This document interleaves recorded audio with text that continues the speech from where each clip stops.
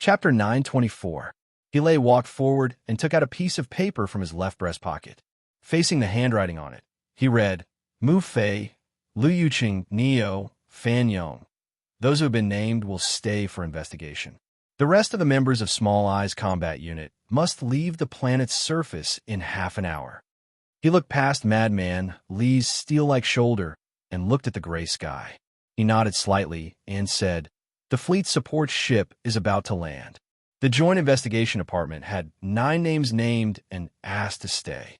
Other than Director Bailey, there were 6 senior investigation officers and 2 commanders of Small Eye's Special Forces.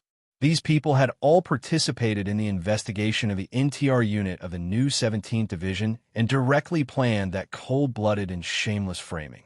The new 17th Division did not accept Director Bailey's request to turn himself into the military police headquarters. Instead, they demanded that they stay and accept their own investigation. Some of the hidden meanings gradually became clear, and the officers of the Joint Investigation Department finally understood why Director Bailey had acted like that before. A dangerous atmosphere permeated the field, flowing slowly and seeping along the edges of the cold steel mecha and guns, as if it wanted to freeze all the heat and noise. Director Bailey's face was slightly pale. Looking at Madman Li's face, his fingers hanging by the side of his pants trembled slightly. He was afraid, but it did not mean that everyone in the department was afraid. The Joint Investigation Department had a rare high level of authority and directly reported to the President and the Joint Chiefs of Staff. Over the years, they had wreaked havoc in the Capitol Ring's official and judicial circles, but they had never encountered a real challenge. This was especially true for the high-ranking officers from the Bureau of Proclamation. They had long been used to standing on the highest hill and looking at the targets they were investigating. Neo, who had been named, was one of them. He had entered the Bureau of Proclamation directly after graduating from university. Other than the 3 years of contact with the normal Federation society in the Joint Investigation Department, he had always worked in that mysterious organization. Bathing in the sacred and inviolable the glory of the Charter for too long, he had naturally formed the same sacred and inviolable concept of the Bureau of Proclamation officials. He walked past Director Bailey, looked at Madman Li's face, and said with a smile, I'm sorry, but I can't stay according to your request because my personal connections are still with the Bureau of Proclamation. Although you have an amazing family background, I think you still don't have the authority to arrest officials of the Bureau of Proclamation. His expression was that of a smile, and he even apologized. But to say such words in such a situation, there was a sense of pride and contempt in his indifference. The mysterious and powerful Bureau of Proclamation was the cornerstone of the entire Federation. No matter how powerful the government was, no one dared to go against the wishes of this organization. Even Parliament Hill and the Office of the President had to show sufficient respect to this existence. This was a deeply rooted tradition or rule of the Federation. Even the federal military had to somewhat cowardly abide by all of this. They could only watch as the technical officers stayed in the base like bosses, contemptuously commanding the reconstruction and activation of the Charter Network. In countless years, only a few years ago in the battleship 3320, Sulu, who had the highest authority, had acted arrogantly in front of the entire Bureau of Proclamation. Today, in Area Y3 of the base, who had the authority to intimidate the Bureau of Proclamation? In the mines of Donglin, Feng Yu had educated Sulu. In the wetlands of the suburbs of the capital, he had also taught Sulu. The glory of the Charter was powerful, and its authority was terrifying, but in the end, it was still people who carried out the Charter. This also meant that the upper limit of the glory of the Charter's power was determined by the upper limit of the ability of the person carrying out the Charter. Madman Li didn't know that his granduncle, who had fought against the glory of the Charter for his entire life, had once made a precise plan for this situation. He simply carried out the highest rule in the army. Whoever had a gun was the boss. Therefore, he raised the gun in his hand, aimed at the Bureau of Proclamation official called Neo, and pulled the trigger expressionlessly. Following the crisp sound of the gunshot, a spray of blood suddenly erupted from the back of Neo's head. Then a deep, bloody hole slowly appeared between his eyebrows, like the shocked and confused third eye of a monster. With a muffled bang, the Bureau of Proclamation official's body fell heavily to the ground like a sack stuffed with graphite ore. He bounced up slightly, then went stiff without feeling anything. The clear and spiraling sound of the gunshot reverberated throughout the base. It wasn't very loud, but it shook the eardrums of the 400 to 500 people a little and set off a storm in their minds. The soldiers of the new 17th Division didn't expect to see this scene, but after the shock subsided, they immediately felt an unprecedented joy. They felt pain for the innocent brothers who had died in the Southwest War Zone, and they felt joy for the bloody price of these sinister officials. Inside a MX Mecca in the northwest corner, Hua Xiaoxi watched the scene seriously through the optical system. The corners of his lips cracked open slightly in silent joy. In the division headquarters, Mad Manley had once told them that in order to become a true member of the new 17th Division, one had to be ruthless enough. That dead Bureau of Proclamation official was clear proof. So this is what it means to be ruthless. With just a few words, a high-ranking Bureau of Proclamation official was turned into an ice-cold corpse under Mad Manley's gun. The elites of the Small Eyes unit naturally felt the complete opposite of the new 17th Division. Most of them stared at Madman Lee's face with indescribable shock, trying to find a trace of ruthlessness or perversion on this young division commander's face, but they couldn't find anything. There was only calmness, or perhaps apathy. A small number of elites of the Small Eyes unit who hadn't been disarmed tried to pick up the guns by their feet under this mental attack, but then they heard the air behind them vibrate abruptly, stabbing into their backs like steel needles. Dozens of black MX Mecha adjusted their postures slightly like cold steel giants. Their bodies tilted forward, and the Darlin autocannons on their mechanical arms began to rotate at high speed at the same time. The shrill, humming sound stacked together, terrifying to behold. The stance of the new 17th Division was very clear. If the Special Forces of the Small Eyes unit dared to fire back at this time, then the Mecha group with the absolute advantage would definitely not mind using tens of thousands of bullets thicker than fingers to turn them all into minced meat. Director Bailey was very cold. From a moment Mad Manley stepped out of the military vehicle, this famous conspiracy expert who struck fear into the hearts of countless important figures in the Federation government and society had begun to feel cold and fearful. Until now, the chill had penetrated his chest and settled on his back, causing the beads of sweat to freeze. At the beginning, he hadn't understood why the new 17th Division wasn't willing to talk to him, and why Mad Manley was ignoring him. Only now did he understand. Who would be willing to waste time talking to a person who was about to die? The new 17th Division's crazy charge into the Federation headquarters base was not to make the Joint Investigation Department bow their noble and proud heads, but to directly chop off their heads. Did they think they could just kill him and his people so easily? Did they not need to investigate, interrogate, or even assign a crime? Did they not need to use torture to extract some evidence, or forge some evidence? Director Bailey stared at Madman leaned not far in front of him, as well as the officers and soldiers of the new 17th Division who were in an excited and dangerous state. He couldn't understand this phenomenon that went against his aesthetic and political ideals.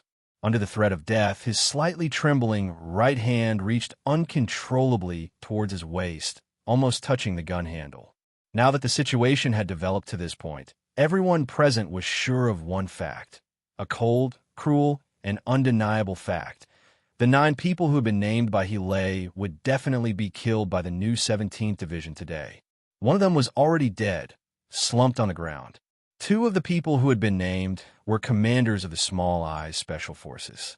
As mentally and physically strong soldiers, they weren't willing to die just like that.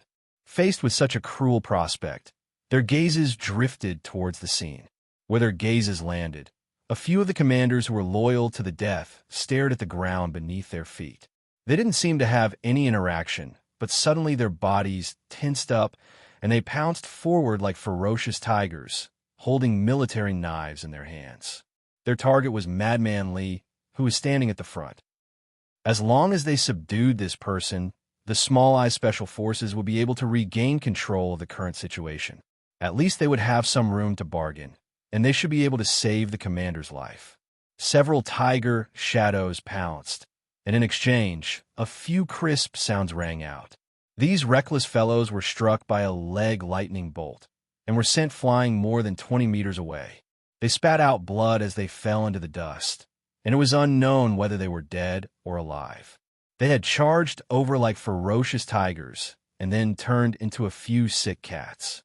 That was because the young commander they had attacked was the Real Tiger. He was a tiger with the aura of the West Woods thin tiger in his chest, a tiger that had grown up on the bloody battlefield. Mad Manly pulled back his right leg expressionlessly and turned his head to stare coldly at Director Bailey's face. He didn't look at the hand that was reaching for his waist, but his gaze gradually became violent, and he lashed out viciously like a flaming whip. "If you kill us, how are you going to explain it to the Federation?" Director Bailey asked in a trembling voice. "Even if you're Mad Manly, no one can protect you. That's my problem. I brought the troops to the base to kill you, of course. Do you expect me to send you to the military court and instill the spirit of the law in the troops while I'm at it?" Mad Manly said, "I just said that the way soldiers solve problems has always been more violent and direct, and it's even more so for me." Area at one of the base was silent, or rather, dead silent. After the new 17th Division entered the base, all the Federal forces seemed to have disappeared into thin air, and all the heavy weapons seemed to have lost their effectiveness at the same time. Director Bailey looked in the direction of the headquarters, and he knew that some people were coldly watching this scene in the dark. He knew that no one would come to save him, and he sank into true despair. Then, he turned around and saw Madman Lee's flaming gaze. As if burned by the heat of the gaze, his right hand uncontrollably gripped the handle of his gun, and he suddenly pulled it out and aimed at Madman Lee's body. The second gunshot of the day. The muzzle of the gun in Madman Lee's hand emitted wisps of smoke. It wasn't to pity Director Bailey, who was lying in a pool of blood on the ground, but to pay tribute to those comrades who should have died on the battlefield, but had died in the hands of despicable people. Chapter 925. Pa, pa, pa. After the second gunshot, there was a third and fourth. They were crisp and quiet. The walls of Area Y3 of the base were covered in blood and dust, including Director Bailey, 7 officers of the Joint Investigation Department who had framed the NTR unit of the new 10th Division had died. The 2 beady-eyed commanders who were in charge of chasing down the lone soldier and causing the deaths of 8 Federal soldiers had also turned into ice-cold corpses. Mad Manly looked at the 300 small-eyed elites who were either angry, sad, or frightened. He said, "If you don't want today to turn into a massacre, then don't move. Obediently board the ship and leave. You aren't real soldiers, so you don't have the right to stay on the front lines. When you return to the Capitol Ring, tell your highest commander." He continued, that Chairman Lee J-Do. "I don't care what he's doing behind the scenes, but if he dares to send those officials and you to the front lines next time, I'll kill every single one of them I see." In the depths of the base, in the room that seemed to always be dark, the highest commander of the Federation military front lines, Lieutenant General Hu Lien, looked at the young colonel in front of him with a livid face. He slammed the table angrily and reprimanded him sternly.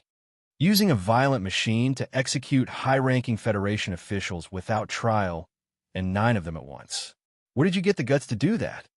Li Feng's expression was no different from when he was supervising the executions in Area Y3 of the base. He was still calm and indifferent. Only the clear light in his eyes showed that he had already shaken off that crazy and violent mood. He wasn't interested in listening to the commander's reprimand. His eyes moved around the dark room. He felt that after Du Shaoqing left the front lines, the windows of the headquarters room seemed to always be covered with black curtains. It made him feel a little unhappy. Do you know?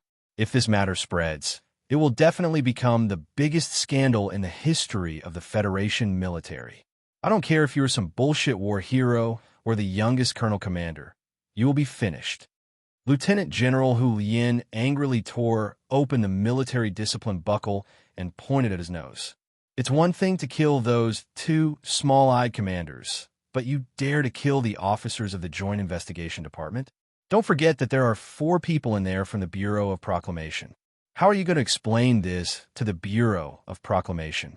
How do we explain this to the Federation? Li Feng replied expressionlessly.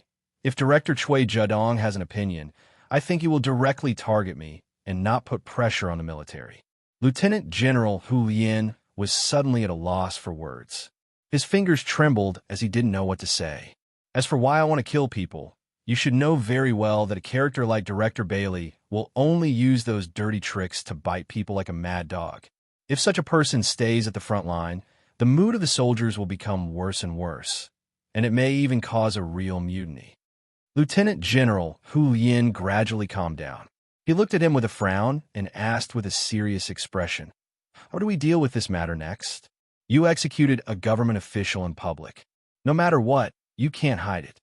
According to military regulations, battles where the death toll does not exceed 10 people do not need to be reported to the Ministry of Defense, and the rear agency has no right to ask." Li Feng replied. Today, 9 officials were executed in the Y3 area of the base. The limit of 10 people was not exceeded. As long as the frontline forces kept it a secret from top to bottom, it would not be difficult to turn this bloody incident into a surprise attack by the Empire. Lieutenant General Hu Lian stared at his calm face. He wanted to confirm whether this was an excuse that he had thought of beforehand, or if it was just a moment of inspiration. For the first time, he realized that there was actually such a meticulous strategic ability in the body of this crazy young man. Suddenly, His Excellency felt like Director Bailey was already dead. He silently thought to himself, if the military regulations of the Federation limited the death toll to more than 10 people, then how many people would have died in the base today? Would he have died? Let's not talk about the glory of the Charter. Even if all the soldiers in the frontline forces kept silent about this incident, how are you going to make those 300 small-eyed soldiers shut up? The Special Forces of Small-Eyed Soldiers belong to the 1st Military Region. We all know who these people belong to. After knowing the truth about the explosion of the ancient bell, Madman Li no longer called that person father. After a moment of silence, he said, Chairman Li Jiedu can make them shut up.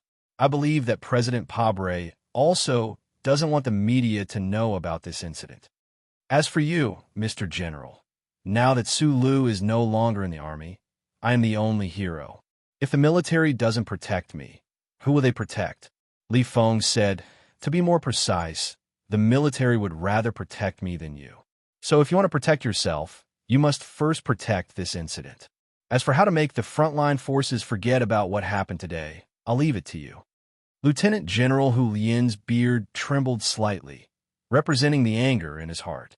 As the highest commander in the Federation's frontline, he did not find the slightest bit of respect or even equality in the tone of this young commander in front of him. This young man's attitude was as if he was the commander. However, he could not be angry because the bloody incident caused by the new 17th Division did not involve the headquarters.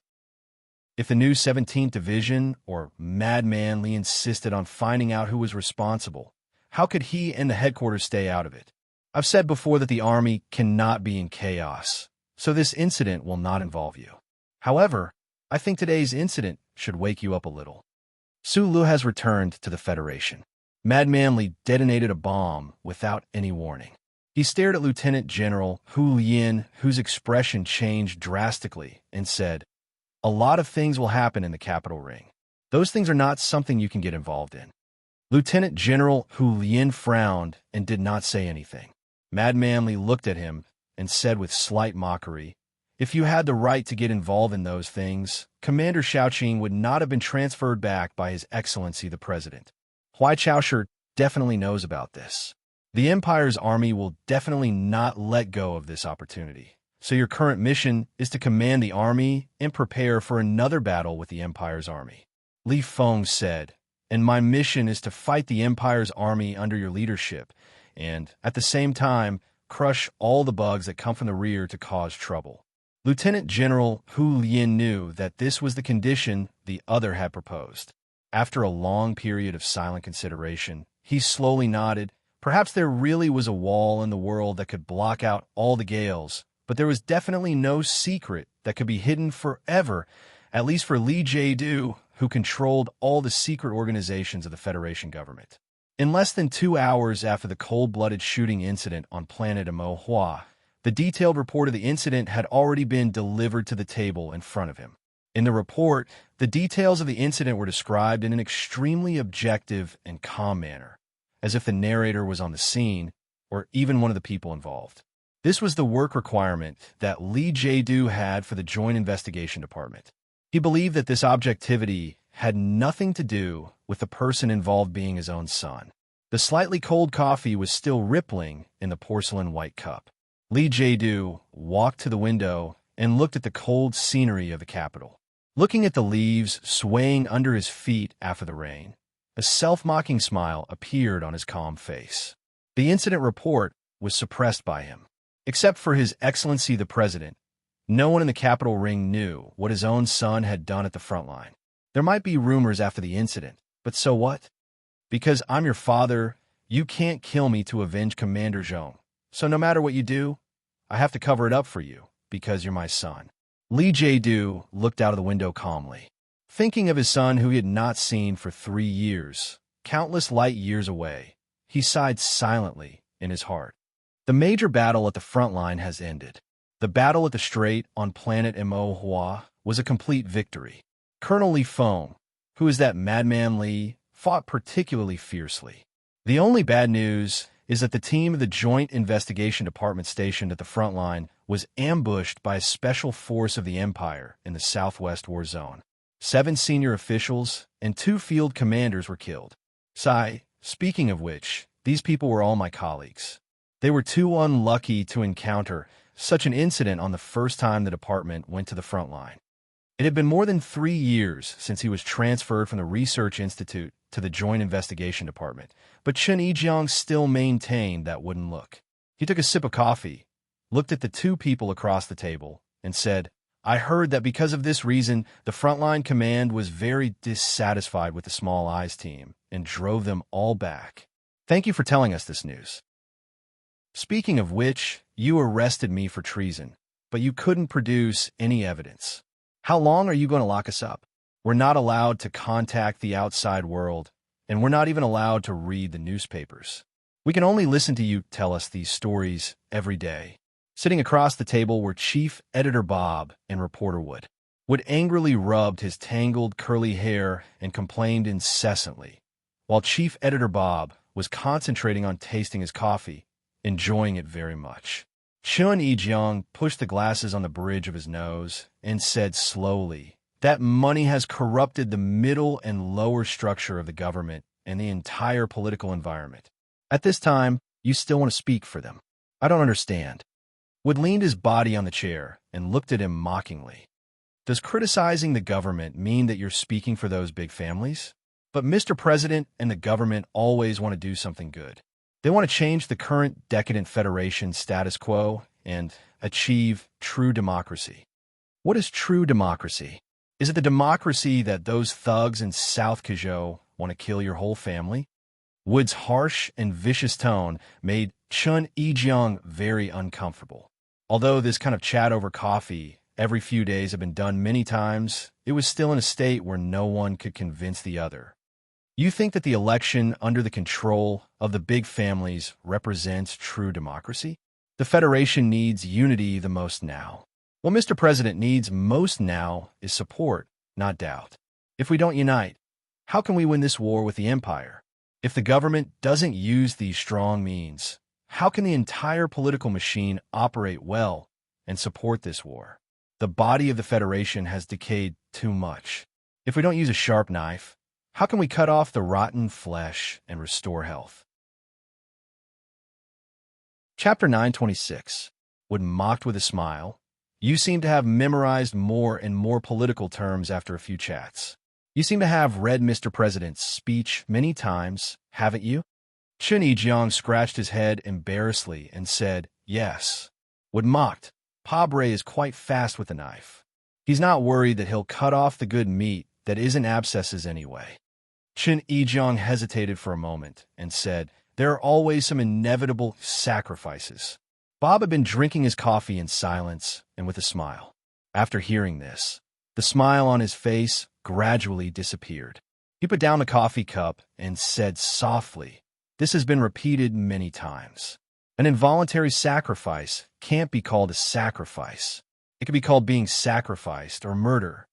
At 5 o'clock in the afternoon, Chun Ejiang got off work. Bob and Wood looked at the raindrops and body pieces on the window with ugly expressions.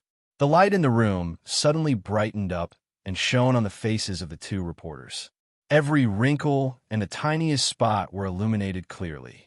It was not until now that the haggard and exhausted faces could be seen clearly. Having been restricted by the Federation government for more than a month, the life of a prisoner was definitely not the luxurious afternoon tea time that it used to be. For people with strong enough minds, their bodies were on the verge of collapse. Behind the unusually bright light that made it impossible for people to get rid of their tiredness through drowsiness were several officers of the Joint Investigation Department in black formal suits. Their faces could not be seen clearly. Only vague outlines could be seen, and the cold and sharp sound of metal grinding could be heard. Citizen number SL6546789321153 Bob. Citizen number SL6556083532465 Wood. According to Article 4, Section 77 of the Patriot Act, your detention will be extended by 7 days. The Joint Investigation Department has completed this reading in accordance with the Special Authority Act and the authorization of the Bureau of Proclamation. Wood covered his eyes with his hands and roared angrily, "Why?" The black shadow behind the light replied without any emotion. "Due to the seriousness of the suspected crime and the complexity of the investigation, the suspect is extremely uncooperative, so we need to extend the detention time to complete the investigation." Wood angrily grabbed his tangled curly hair and slammed the table, shouting, "Do you want to keep us locked up like this forever?" The black shadow replied, "Of course not. According to the Special Authority Act, the maximum detention period of the Joint Investigation Department will not exceed 1 year." Wood fell into silence. He rubbed his sunken eyes and no longer spoke. The official in a black suit sat down. His eyes fell on Wood's thin face along with the dazzling, incandescent light. He took out an electronic notebook and asked in a deep voice, "Regarding the special report in the Capital Special District Daily, how much money did you personally receive from the Sanlin United Bank?" There was no answer, only silence. Reporter Wood, "Your annual salary is more than 10 times the average salary of the Journalists' Union in the 70 years of the constitutional calendar. How do you explain this? Can we interpret this as a transfer of benefits from the Sanlin United Bank to you?" This question could be answered. Wood was the only reporter in the Federation who could use a group of entertainment paparazzi to dig out so many secrets of Senator Macklin. Naturally, he was qualified to receive the highest level of salary. However, Chief Editor Bob and Wood had answered this question too many times. They knew that it was meaningless, so they still remained silent. Chief Editor Bob, the next question is directed at you. Among all the chief editors of the big newspapers on Old Newspaper Street, you're the only one who does not own a share in the newspaper. Why? There are 3 unnamed shareholders of the Capital Special District Daily. Are they your agents? What are you trying to hide? The high salary was bribed by the rich, but not having a share in a newspaper was considered a conspiracy. No explanation was needed. The Federation government did not need their explanation at all. They only needed them to admit their guilt, so they still remained silent. The two of you are famous in the Federation's news industry. I have always respected you, but I did not expect that you would betray your conscience for money. The official behind the light said sarcastically, "But please rest assured that the Joint Investigation Department has never used torture to extort confessions. I'm going to have a cup of coffee. Do you want to listen to a song?" The song was a dance song, but it was not graceful. The electronic noise blended in a very narrow range. If they heard this dance song on the street, Bob and Wood at most smile with a coarse tobacco and laugh at each other's taste in their hearts. However, when the dance song was played at a volume beyond the human endurance, it became the most unbearable torture. The music had just started, and the volume was not turned up to the maximum. The officials had not yet walked out of the interrogation room. Like a good student who loved to show off, reporter would raise his right hand high and shouted, "I admit it! I admit." Beside him, editor-in-chief Bob, who had an extremely complicated expression on his face, raised his left hand and shouted, "I raise my hand first. I admit that we did accept the black money from the Salmon United Bank and deliberately framed the president." After saying this, the two of them looked at each other and saw the fear in each other's eyes. The so-called true warriors would never look at a stone in front of them and kick it. They would rather take a detour. This was what they thought. Where's the money? Through which channel was it transferred? Where did you meet the people related to the Leaf family? When? Bob looked at Wood, thinking that he was the most famous reporter in the Federation's news industry. He wrote quickly and carefully. This difficult task could only be handed to him. Wood swallowed hard and tiredly held his forehead, trying to make up a perfect story that would not be easily exposed. However, the most important problem was that the two of them did not accept bribes from the Salmon United Bank at all. They did not even meet with the people of the Leaf family in private. The Joint Investigation Department would investigate all the clues, and if there was nothing, it would not become a real thing. The official in black looked at the two of them and sneered. He walked out of the interrogation room, and the dance song, which was more terrible than the noise, became louder and louder. Bob and Wood looked at each other and confirmed that the Federation government did not want to hear too much at all. They only wanted to torture themselves. They could not help but smile bitterly. The seemingly cheerful and witty life of a prisoner was, in fact, full of endless pain. In the noise, the two best reporters of the Federation held their heads with pale faces and collapsed in the chair in pain. They knew that the dance song would stop in half an hour. At that time, there would not be any injuries on their bodies. Even a lawyer would not have any way to complain to the government on their behalf. A thin plastic bag covered the head. The deformed face inside opened its mouth and breathed in panic, but could only breathe the air that came out of its lungs. It became more and more turbid and lifeless. The man whose head was covered by the plastic bag struggled in pain, but there was no way to break the high-strength plastic rope tied to his limbs. There was no way to escape the control of the men around him. Only when he was about to suffocate to death was the plastic bag taken off, and then a basin of cold water poured over him. Compared to the experience of Bob and Wood, the scene that happened in the secret interrogation room of the Federation Investigation Department of a state in S1 was obviously more cruel and cold-blooded. The man who was soaked in pain coughed and gasped. Like a fish that had been fished out of a pond, he stared at the picture in front of him that he had seen countless times. He cried and said, "Yes, yes, I remember. Yu was talking to this person in the corner of the reception party for half a day." The official holding the picture smiled and patted his face. He walked to the interrogation room next door and looked at the woman behind the table who was in her 30s. There were traces of tears on her face. He said softly, "Your husband's closest colleague has admitted to that matter. Do you have anything to add?"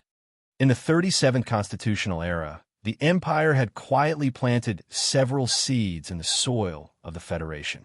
The most famous of them were, of course, Sulu and Macklin. Other than them, there was also an intelligence officer named Yu, because according to the investigation of the Federation, it was he who gave the top-secret itinerary of the ancient clock to the Empire, which eventually led to the explosion. In other words, this seed of the Empire was the most important person in the death of Zhong Shouhu. However, the truth was, before he was arrested by the hardliners of the federal military, he didn't even know that he was from the Empire. At that time, he was 36 years old. He had a waitress wife and a cute 4-year-old daughter. At this time, the woman behind the table in the interrogation room was Yu's wife, Rosie. She stared at the official with frightened eyes and said in a trembling voice, "I don't know. I don't know anything. I have never seen the person in the picture." The official's face quickly darkened. He slammed the table and shouted, "What are you trying to hide? Are you colluding with the Empire?" Rosie waved her hands in panic and said, "No, I have never seen anyone from the Empire in my life. How could I collude with someone from the Empire?" "Liar," the official said coldly. "Your husband, Yu, is from the Empire. How can you say that you have never seen anyone from the Empire? Hearing that name, Rosie was very sad. She shouted in pain, "It's not like that. When I met Yu, he was not from the Empire, nor was he a spy. He just liked to eat my food. But he is a spy from the Empire." The official coldly and mercilessly tore apart the woman's emotions. He said, "The question now is, who exactly awakened this spy of the Empire and ordered him to do such an ugly thing? That damned newspaper said that the person was Shimin-Jin. Those idiots in society actually believe this. They didn't think about it. How could the great and invincible officer of the Iron 7th Division, the trusted subordinate of General Shaoqing, collude with someone from the Empire?" The official's voice was cold and intrusive. He stared into the woman's eyes and said, "If you don't identify the real mastermind behind this, the Iron 7th Division, General Shaoqing, and even Mr. President will be humiliated because of this." Rosie didn't get any answer. She just trembled. She vaguely felt that this matter was very scary, but she didn't know what to say. Chapter 9:27. The official lost his patience, or rather, he could not be bothered to waste any patience on this woman who had no background and was now being looked at strangely by everyone around her. He raised his right arm and slapped her hard across the face. A crisp slap sounded. Rosie covered her red cheeks and cried painfully. "Please let me go. I really don't know anything. My daughter is still very young. She'll be scared if she waits for me at home alone. Even if a little imperial brat starves to death at home, probably no neighbors will call the police, and no one will be kind enough to enter through the window to take a look." The official slowly raised his eyebrows and expressed his sympathy with a sigh. As he sighed, it was as if a picture of a sick and weak little girl lying in a damp blanket appeared. In the end, she turned into a withered corpse. The eyes of the short corpse were deeply sunken, and some unknown worm was crawling in and out of them. Rosie clearly knew that this scene was impossible, but she was still provoked to the brink of insanity by the other party's seemingly sympathetic but incomparably vicious words. Her voice trembled as she muttered, "Impossible, impossible." She could find her own food at 7 years old. A long silence to let the fear fester was a very common and effective interrogation technique. The official calmly looked at the woman who had lost control of her mind. He slowly lowered his head and whispered in her ear like a demon. "You want to see your lovely daughter? You want to go home and take care of your sick daughter? You want to make a bowl of hot food for her? You need to seriously recall if your husband, Yu, met this person a few years ago." The printed photo was placed on the table in front of Rosie. The photo was clearly taken by a surveillance camera. It was a bit blurry, but it was still possible to tell that it was from a banquet. The exact date and time were written on the bottom right corner. In the photo, a certain officer who exuded a sinister aura from head to toe was brushing shoulders with Yu, who was wearing a captain's uniform. Their heads were slightly tilted down. Perhaps it was unintentional, but it could also be interpreted as them whispering something. Rosie stared at the man in the photo, trying hard to recognize him. She noticed that although he was wearing a military uniform, there was no epaulette. I really don't know this man. Think about it carefully." The official put his arm around her trembling shoulders, smiled slightly, and gently said, "It was the autumn of the 67th year of the constitutional calendar, the inauguration banquet of the director of the 1st Military Region's electronics branch. The man who was talking to your husband was working in the branch at that time, and after the banquet, he came to your house and gave you a precious pearl necklace as your wedding gift. Do you remember?" The waitress, Rosie, could vaguely guess what the officials wanted to do. She was a kind woman, and she felt cold all over. She really did not want to follow the orders of the officials and frame a man she did not know. However, the whole night of interrogation had pushed her to the brink of a mental breakdown. Her longing for her daughter and her greatest fear made it impossible for her to say anything to object. She could only nod dumbly and mumble in a trembling voice, "There is no pearl necklace at home. This can naturally be found in your house. But what is this man's name?" "His name is Li Xiaodong." The official silently looked at the woman, neurotically repeating the name that was so unfamiliar to him just now. He knew that this matter was finally settled, and his mood suddenly relaxed. He smiled and rubbed the space between his eyebrows and ordered his subordinates, arrange for the witness to take a bath, put on some light makeup, and then make a formal statement. In the eyes of many colleagues and students, Qian Xingtong was a very outstanding person. He was admitted to Yue University with the seventh highest score in Li Mingzhou's joint examination, and then he became a professional researcher. Because of his excellent grades, he was specially recruited by the principal to be an associate professor, and his future was bright. However, with the appearance of a post in Yue University's forum, his excellent reputation was covered with a thick layer of dust. Whether he was looking for information in the campus library's H section, eating in the porridge shop under the girls' dormitory in the Plum Garden, or even in a daze by the Rose River, he could feel the strange gazes behind him, hear the mocking comments, and even vicious curses. Because of that post that was pinned to the top, it used unquestionable evidence to expose that when he was in high school, he started receiving funding from the Xiaoshu Foundation. The Xiaoshu Foundation was a very respected, large foundation in the past Federation. However, with the start of the liquidation of the 7 great families by the Federation's government, under the deliberate instigation of countless news media, everyone knew that the Xiaoshu Foundation was backed by the Tai family.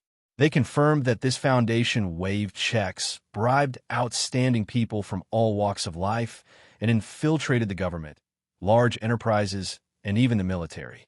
It was a complete and utter conspiracy. Even Zhou Yu, whom Du Shaoqing admired greatly, was almost quarantined and investigated by the government because he received funding from the Xiaoshu Foundation. Moreover, Qian Xingtong was only an ordinary associate professor in Yue University.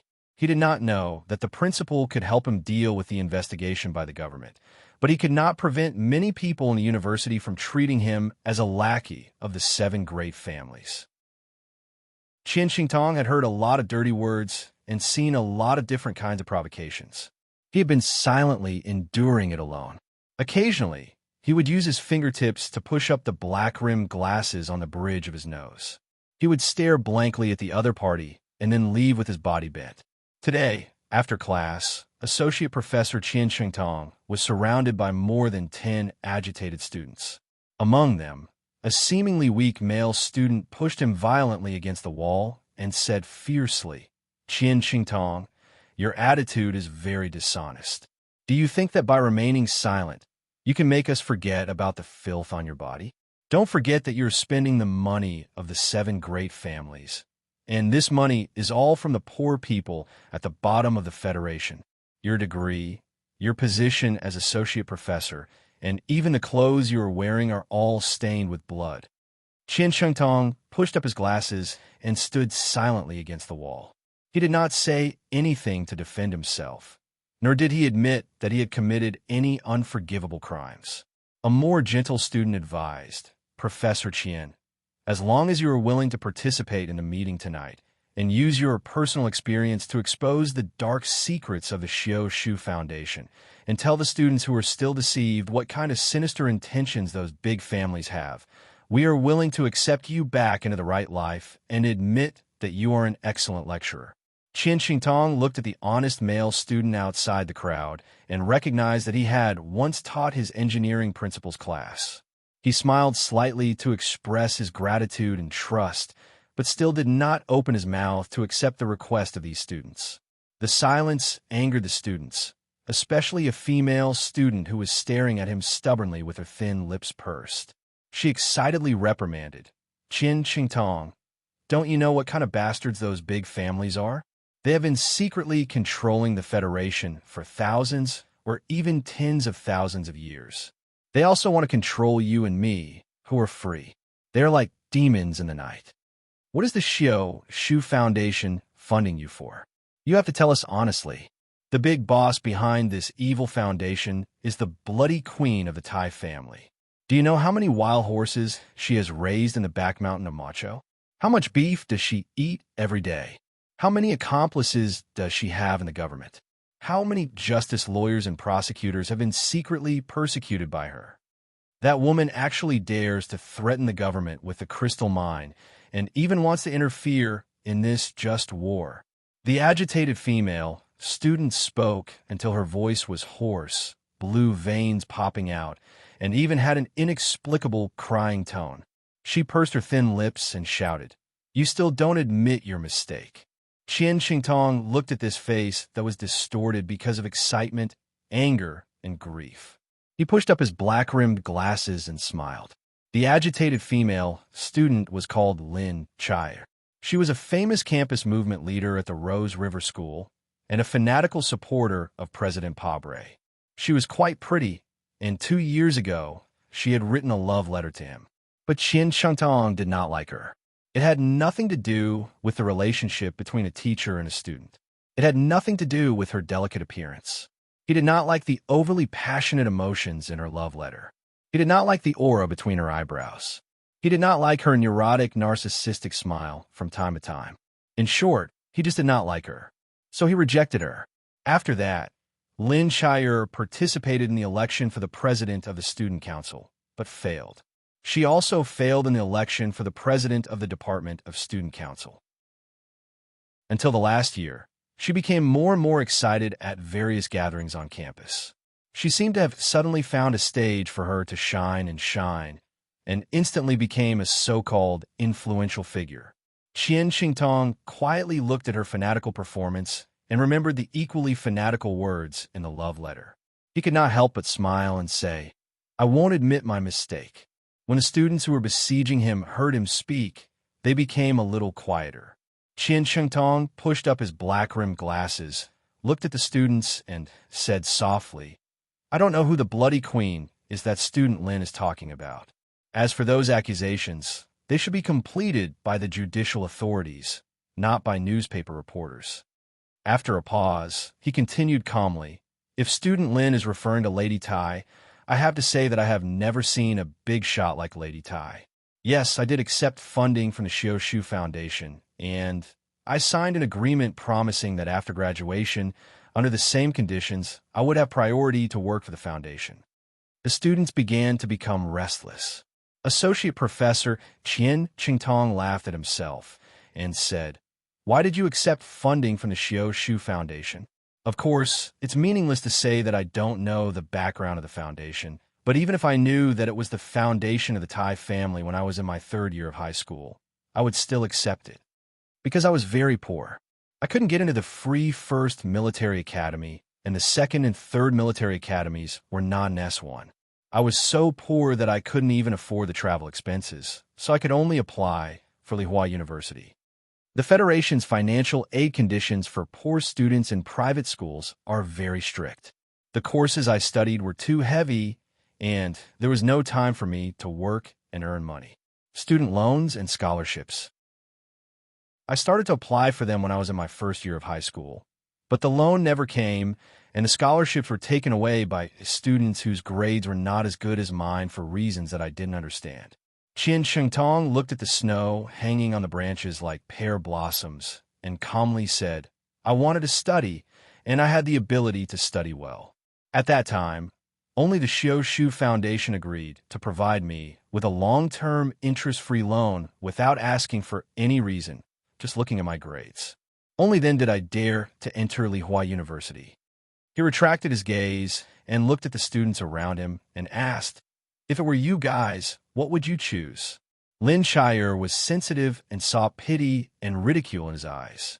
She didn't know why, but it was difficult for her to suppress the anger in her chest and abdomen.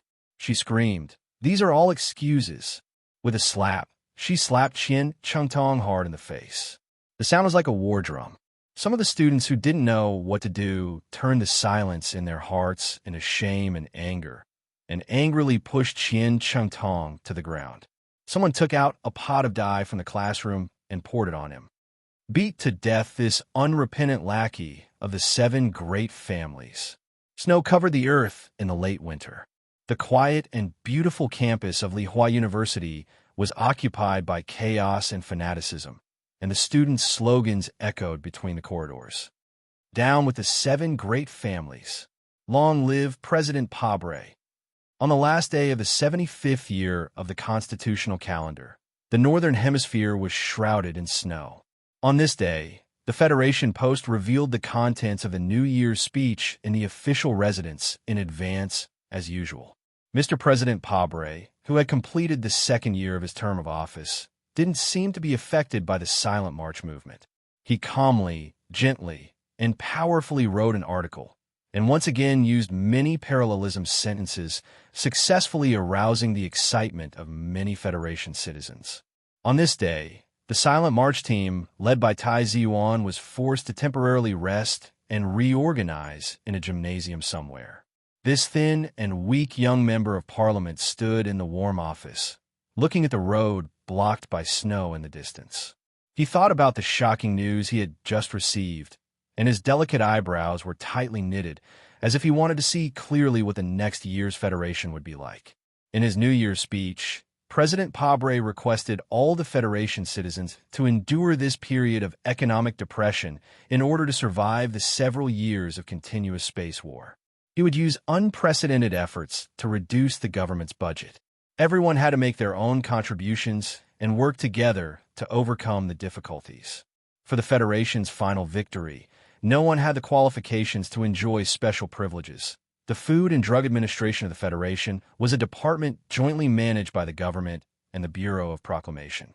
It wasn't very famous in the Federation, but in fact, it held a lot of power. All food and drug regulations, including synthetic meat, had to be approved by this department. The former director of the Food and Drug Administration, after struggling for 2.5 years because of his close relationship with the Nanxiang family, was finally stripped of his position by the official residence because of a very inconspicuous mistake. The new director was Dr. Webb. This doctor was deeply trusted by President Pabre because he was responsible for treating Miss Padella. He also provided a lot of wisdom in the medical reform. So when he took over the position of director of the Food and Drug Administration, he was respected by his subordinates and didn't encounter any resistance at all. On the last day of the 75th year of the constitutional calendar, Director Webb went to Hong Kong to attend an important joint meeting in the snow. It seemed that he was destined to not spend the new year in his warm home. However, in the back seat of the bulletproof car, there was no unhappiness on his face, and there was a very subtle pride hidden in his calm wrinkles. The phone rang. After he picked it up, he didn't speak, just smiled. "Brother, I have entered the board of directors of the Federation Medical Association." Because of the existence of the Bureau of Proclamation, Director Webb couldn't intervene too deeply in the food industry, but the pharmaceutical industry, with an annual output of trillions of dollars, would provide him with a steady stream of remuneration from today on. When President Pabre was at his worst, there were only 3 staff members in the law firm.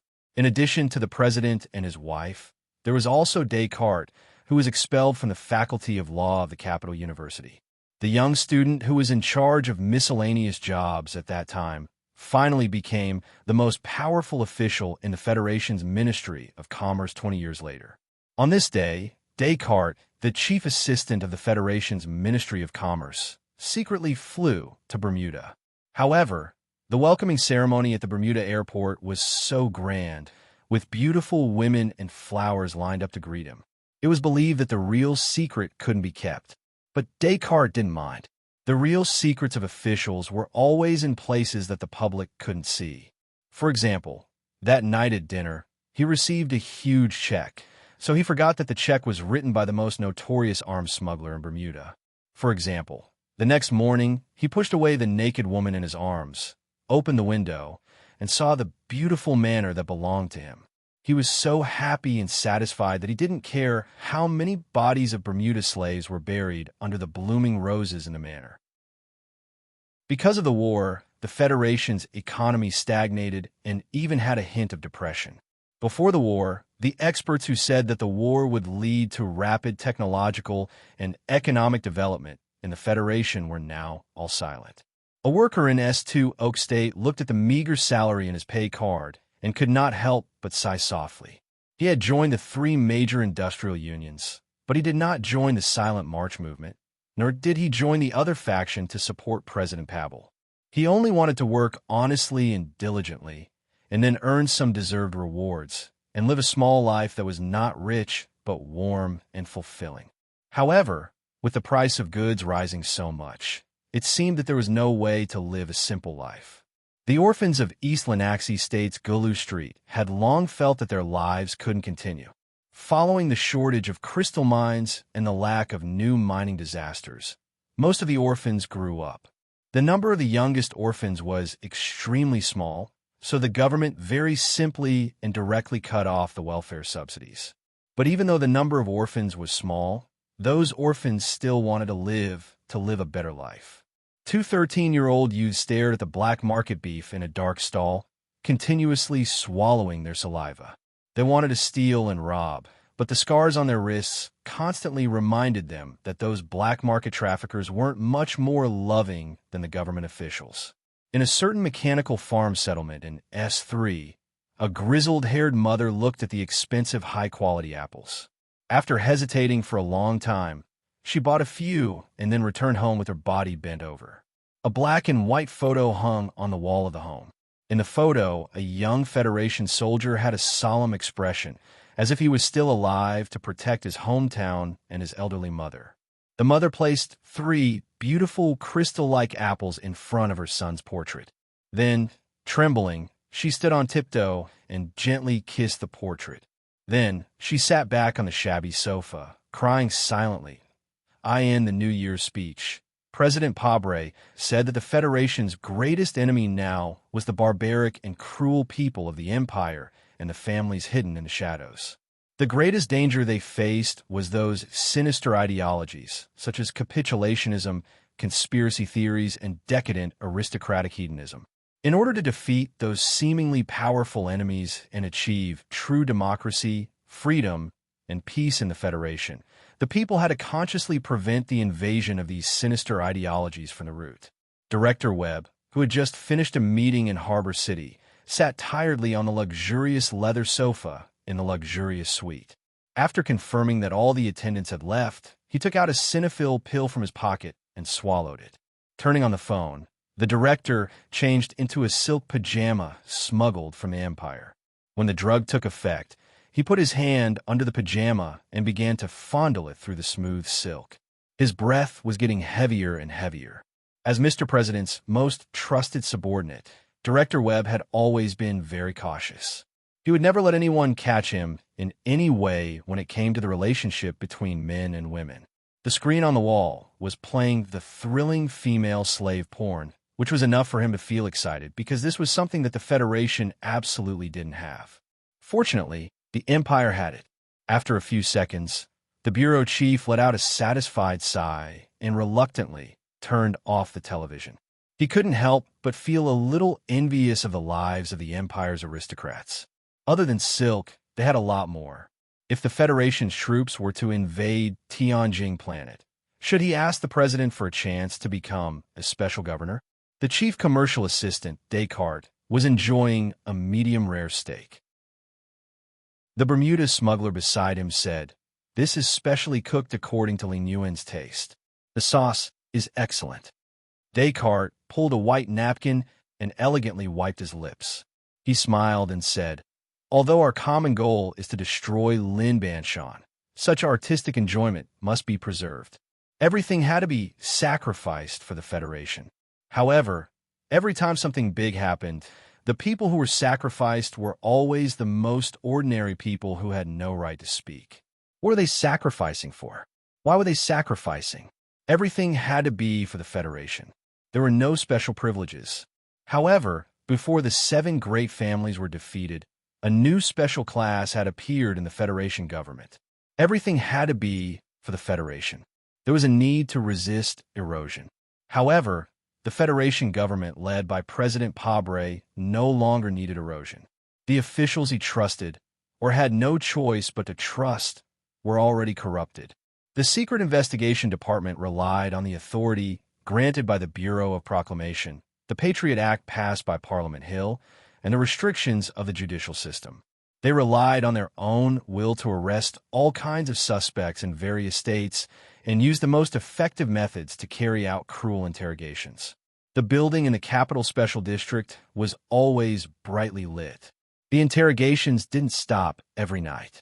The red little eyes painted outside the iron gate for 3 years seemed to be shedding tears of blood because of exhaustion. They were professional, hard-working, and cruel. In the military camp in the southern suburbs of the Capital Special District, the Iron 7th Division and the 3 Rapid Anti-Tank Brigades from the garrison area that were called back from the front line canceled their New Year holiday. They were undergoing arduous training in the cold weather and snow. With riot shields and rubber bullets, as well as the silent steel mechas standing in the distance, the officers and soldiers were topless. They were breathing out hot white steam as they struggled to get up in the cold snow and silence. They were solemn and brave, but they could also be cruel. With the arrival of the new year, hundreds of thousands of Padre supporters held grand rallies in various places to show their support for the New Year's speech. The people in the South jumped into the sea happily, swaying their hips and hips enthusiastically. The young students in the North chased each other in the schoolyard while giggling. Round snowballs bloomed on their bodies and walls from time to time, like the New Year's fireworks. They were innocent and lovely, but they could also be cruel. This was the Padre doctrine. This was the fast knife that Chun Yi-jung respected and supported. But who was holding this knife, and where was it going to cut? Chasing that faint shadow in the name of democracy, this was today's Federation. A federation that was completely different from President Padre's New Year's speech, which made people feel painful and anxious. Chapter 928. As a witness representing the Sanlin United Bank at this hearing, do you have anything to say about the 69 accusations? The magnificent space inside Parliament Hill was filled with a tense atmosphere. However, because of the confrontation of words and evidence, it was not cold. It was the complete opposite of the coldness of the slowly falling snow outside the building. There is no point in arguing against the accusation that was forcefully given. I represent the Sanlin United Bank to express my anger and disappointment at today's hearing. At the banquet, Li Xiaodong was dressed in a black suit. Just like 3 years ago, he still exuded a cold aura of plum blossoms in the snow. The only difference between him and 3 years ago was that there were a few more fine lines between his eyebrows. The fine lines were not because of age, but because of fatigue. When the Federation government, under the leadership of Padre, started the war with the 7 families, the difference was the traditional domain of the Li family. The Financial Accounting Act, the Open Fund Act, and the Related Equity Exchange Act. Under the strong push of the Parble government, many bills were passed in the Parliament Hill. Then, the government used these bills to launch a fierce attack on the Li family. As the Li family's representative company in front of the Federation, the Sanlin United Bank, which spanned across the galaxy, suffered the fiercest attack. Just because you don't argue doesn't mean that today's questioning is over. The chairman of the Financial Committee of the Federation Parliament, Senator Ning Zikai, looked coldly at Li Xiaotong and said, "For the past hundreds or even thousands of years, as the only shareholder of the Sanlin United Bank, your family has deceived the relevant regulatory authorities and used mutual funds to change their names to avoid all antitrust investigations. You are truly shameless and bold to the extreme. The Charter's careful protection of citizens' privacy is based on the rights of the vulnerable, but it is definitely not a fig leaf for you financial oligarchs. In the past, you could use the privacy regulations in the Charter Act to refuse government supervision and investigation. But now, according to the Patriot Act, you can no longer use this protection. If by the 18th of January of the 76th year of the constitutional calendar, the Sanlin United Bank still fails to provide the relevant equity distribution report, the Parliament will agree to the request of the Federation government to send the Federation's audit office to the headquarters of the Sanlin United Bank." Hearing this warning or threat, the quiet Parliament Hill suddenly became lively. Members who supported the Li family slammed the table angrily, expressing their indignation at the abuse of power by the government. Members who supported President Padre waved their arms excitedly, expressing their support. The Patriot Act? Li Xiaotong raised his head with a gloomy expression. He looked at the senator above and replied in a deep voice, "If my memory is correct, Mr. Bob, the senior editor of the Capital Special District Daily News, has already submitted a petition to the Supreme Court of the Federation several months ago, requesting the court to declare the bill unconstitutional. Editor Bob is currently being detained by the Federation government. I would like to ask Mr. Senator, when will he be released? If he can't be released, the Supreme Court will not be able to proceed with the unconstitutional lawsuit. Then no one knows whether the Patriot Act will stand.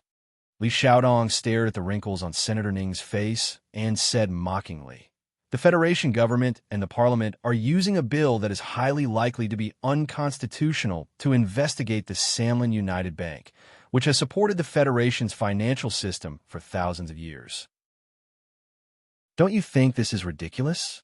Without waiting for an answer, he turned to all the senators, raised the document in his hand, and asked sternly, "The 69th accusation states that the Samlin United Bank provided a large amount of financial assistance to the 4th Military Region without the approval of the government, which is a serious violation of relevant regulations.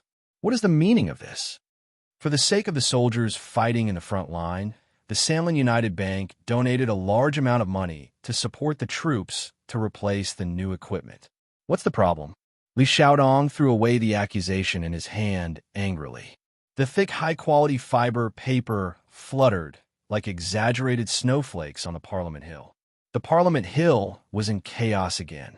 The senators who had just learned the details of the 69th accusation whispered to each other, shocked and speechless. Of course, they knew that the Li family was actually supporting the remaining forces of the Zhong family in the Westwoods. However, during wartime, the Li family was in the name of donating to the military. Who could say anything? A middle-aged male senator who supported the Li family took off his shoe angrily and threw it at the podium. He cursed, "Donating to the military is a crime. What kind of bullshit logic is this? The Federation government provided a large amount of war loans to the Samlin United Bank. Ning Zikai, are you going to accuse the Samlin United Bank of bribing the Federation government?" Because the distance was too far, the senator's shoe didn't reach the podium. It fell halfway and almost hit the head of a female recorder. The scene was chaotic. On the podium, Ning Zikai's expression didn't change at all. He whispered a few words to the chairman of the ethics committee next to him and then gave the speaker's seat to him. The old voice of the chairman of the ethics committee sounded from the loudspeaker. It was just like the white hair on his head, pale and boring. "There's an emergency. Because it involves the Empire and is of great importance, please allow me to take up the time of this hearing. This is the latest accusation against Mr. Li Xiaotong. I would like to ask you a few questions. First, what's the relationship between you and the spy of the Empire, He Yu? Li Xiaodong frowned and looked at the podium. If it wasn't for the words spy of the Empire, he wouldn't have remembered who He Yu was. He said, "I don't know him. I knew you would answer this way." The chairman of the ethics committee looked at him and sighed. But the wife and colleagues of the spy don't seem to think so. A photo appeared on the giant screen of the Parliament Hill. Photo, pearl necklace, confession. Li Xiaodong listened silently. His eyebrows were furrowed tighter and tighter. His face was getting worse and worse. All the evidence pointed to him being related to the spy of the Empire, and that spy was the key person in the explosion of the ancient bell. Under the current situation, this was a crime that no one could bear, even if he was the 7th young master of the Li family. The hall fell into a dead silence. No one spoke for a long time. All the representatives knew that the federal government was accusing Li Xiaodong of colluding with the spies of the Imperium. It was obvious that the federal government was pointing at the Li family behind him. Such a terrible and irredeemable accusation indicated that this was a decisive battle with no way out. Even the members who supported the Li family fell into silence. The middle-aged male member who couldn't control his anger took back the shoes that the staff passed back. He silently put them back on his left foot and then tied his shoelaces for 5 or 6 minutes. What broke the silence was the ear-piercing sound of the phone ringing. The hearing on the Parliament Hill requested that all communication devices be turned off. However, Li Xiaodong didn't answer it. The ringing sound came from him. After answering the phone, He listened for a moment and then hung up. His face suddenly became extremely gloomy. It was so gloomy that it seemed like it was going to rain. Under the gaze of countless pairs of angry and complicated eyes, Li Xiaotong turned around and walked out of the Parliament Hill without hesitation. Member Ning Zikai gloomily stared at the back of the disappearing figure of the Parliament Hill. He scolded in a low voice. He has no respect for the Parliament. What a bastard. Sitting at the top of the rostrum, Vice President Xian had been dozing off. Whether it was the hearing or Li Xiaotong's arrogant departure, he didn't seem to see it at all. Since Tai Ziyuan decided to hand over the Crystal Mine Consortium to all the people of the Federation, the back of the Parliament Hill had been strangely silent in this bleak weather.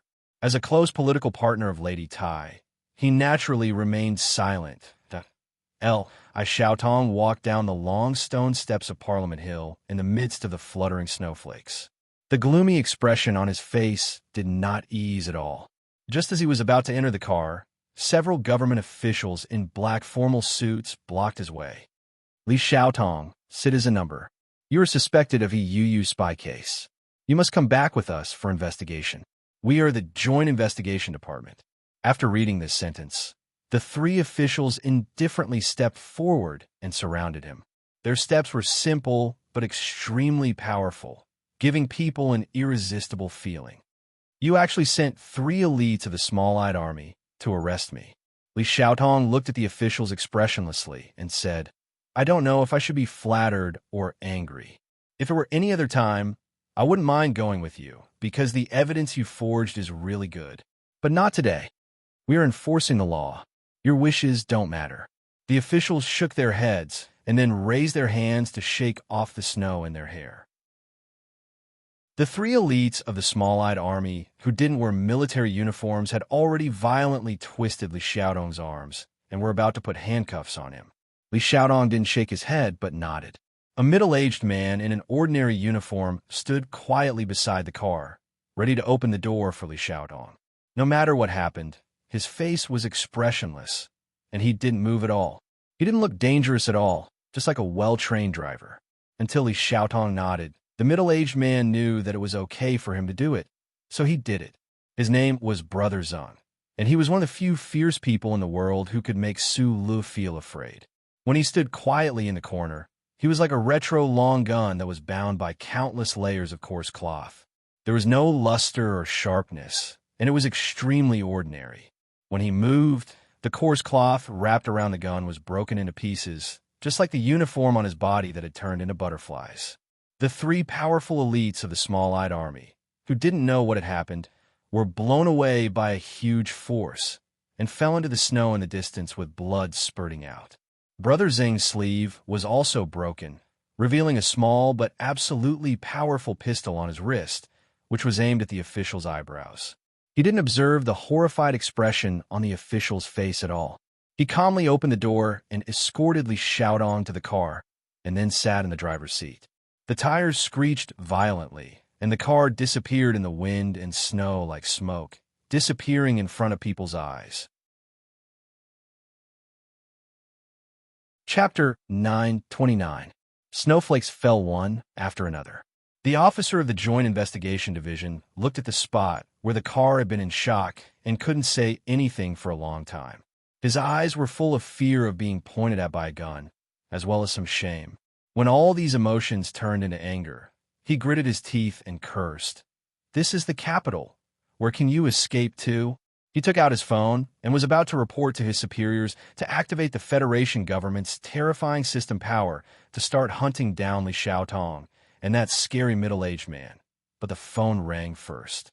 His direct superior's voice was still calm and cold, but there was a hint of joy that couldn't be hidden. Don't hunt down Li Xiaotong for the time being, because the Li family will be finished soon. The Li family's car was speeding on the highway out of the city. The crazy spinning wheels crushed the snow and rolled up white hurricanes. In the back seat, Li Xiaotong painfully covered his forehead. Thinking about the news on the phone just now, his eyebrows couldn't help but tremble quickly. The old man, who had worn the black round hat all his life, was about to leave this world. At this moment, what he was thinking about was not whether he should compete with Li Xiuzhu for the right of inheritance.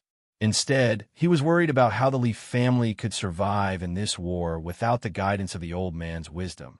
Behind the highway, out of the capital, a convoy of government vehicles was moving slowly. In the bulletproof vehicles in front and behind, the Special Task Force agents were vigilantly looking around. In several dark green military vehicles in front and behind the presidential car, dozens of fully armed elite scouts of the Iron 7th Division were ready to attack at any time. The federal government had officially declared war on the 7 great families. Although this war had already started 3 years ago, the accusation in the Parliament Hill today, as well as that terrifying accusation, had truly brought the war from behind the scenes to the front, tearing apart all pretenses. In this tense situation, no one knew what crazy things those powerful families would do. It was known that in the history of the Federation, there were stories of presidents being assassinated by the 7 families. The atmosphere in the presidential car was not very tense. In the private compartment of the car, President Pabre, who had a dark complexion, quietly looked at the snowflakes that were filtered into brown by the fireproof membrane outside the window. He suddenly said, "The war has already begun, and we're going to visit the most important leader of the enemy camp." If the history of later generations were to be written about this, I wonder how it would be described. Du Xiaoqing sat opposite him in silence. His lieutenant general uniform was as straight as a sculptor's work on a steel plate. His facial expression was the same, silent and stern. Hearing President Pabre's question, Du Xiaoqing did not answer. Instead, he slowly frowned and said in a deep voice, "I don't like small eyes, nor do I like the Joint Investigation Department. To be more precise, I hate those people." President Pabre quietly looked at his most loyal subordinate, the general he relied on the most. After a moment of silence, he replied, "I know this, so no one mentions the execution on Mo Hua planet again. According to your suggestion, the security of the official residence was also handed over to the Special Task Force and the Iron 7th Division." Du Xiaoqing replied expressionlessly, "But they still exist. Mr. President, I have said before that Li Jiedu is not a qualified soldier. Although he is from the Lees of Philadelphia, he is not the war god, nor is he madmanly. At most, he can only be an insidious politician. President Li Jiedu is my most important political partner. On this path, he has given me too much support. I will never doubt his loyalty to the cause. Although I know that you are disgusted with those methods, don't be disgusted with him."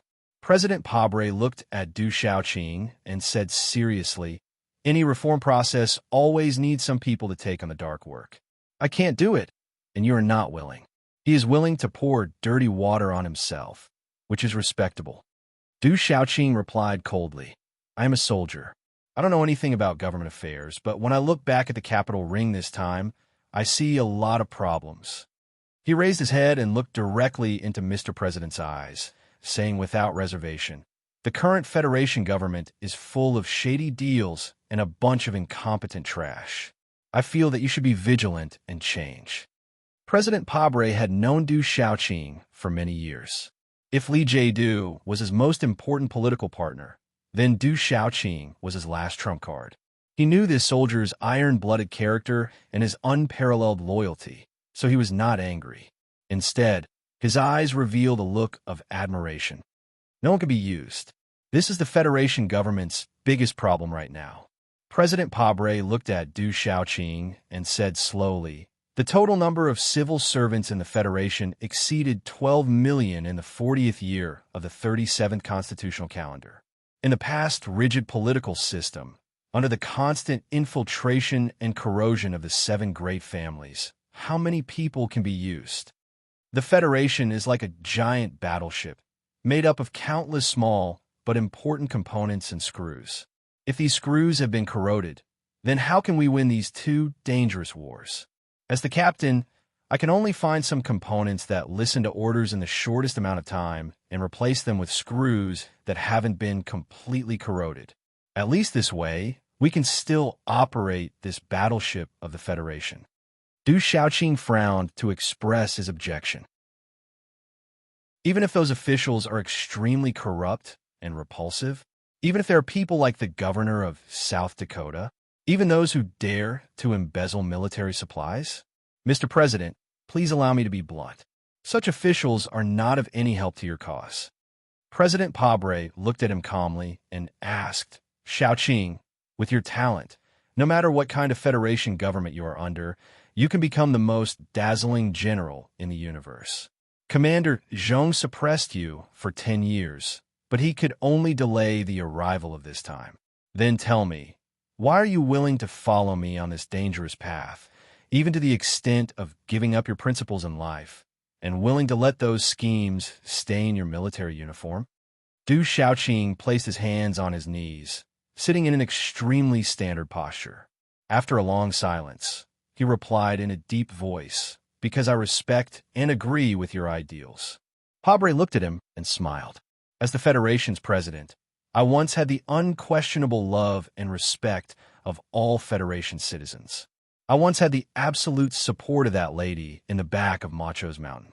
I had the loyalty of the army, and I had human elites like you. What can a president like this do?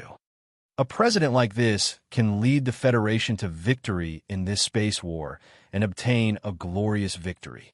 He can make some minor improvements that will make the people grateful for hundreds of years. He can also maintain a good cooperative relationship with the 7 great families. After his term ends, he can enjoy a good and respectable retirement. If this story had continued to develop like this, I could have become the most successful president in the history of the Federation, and also the most relaxed president.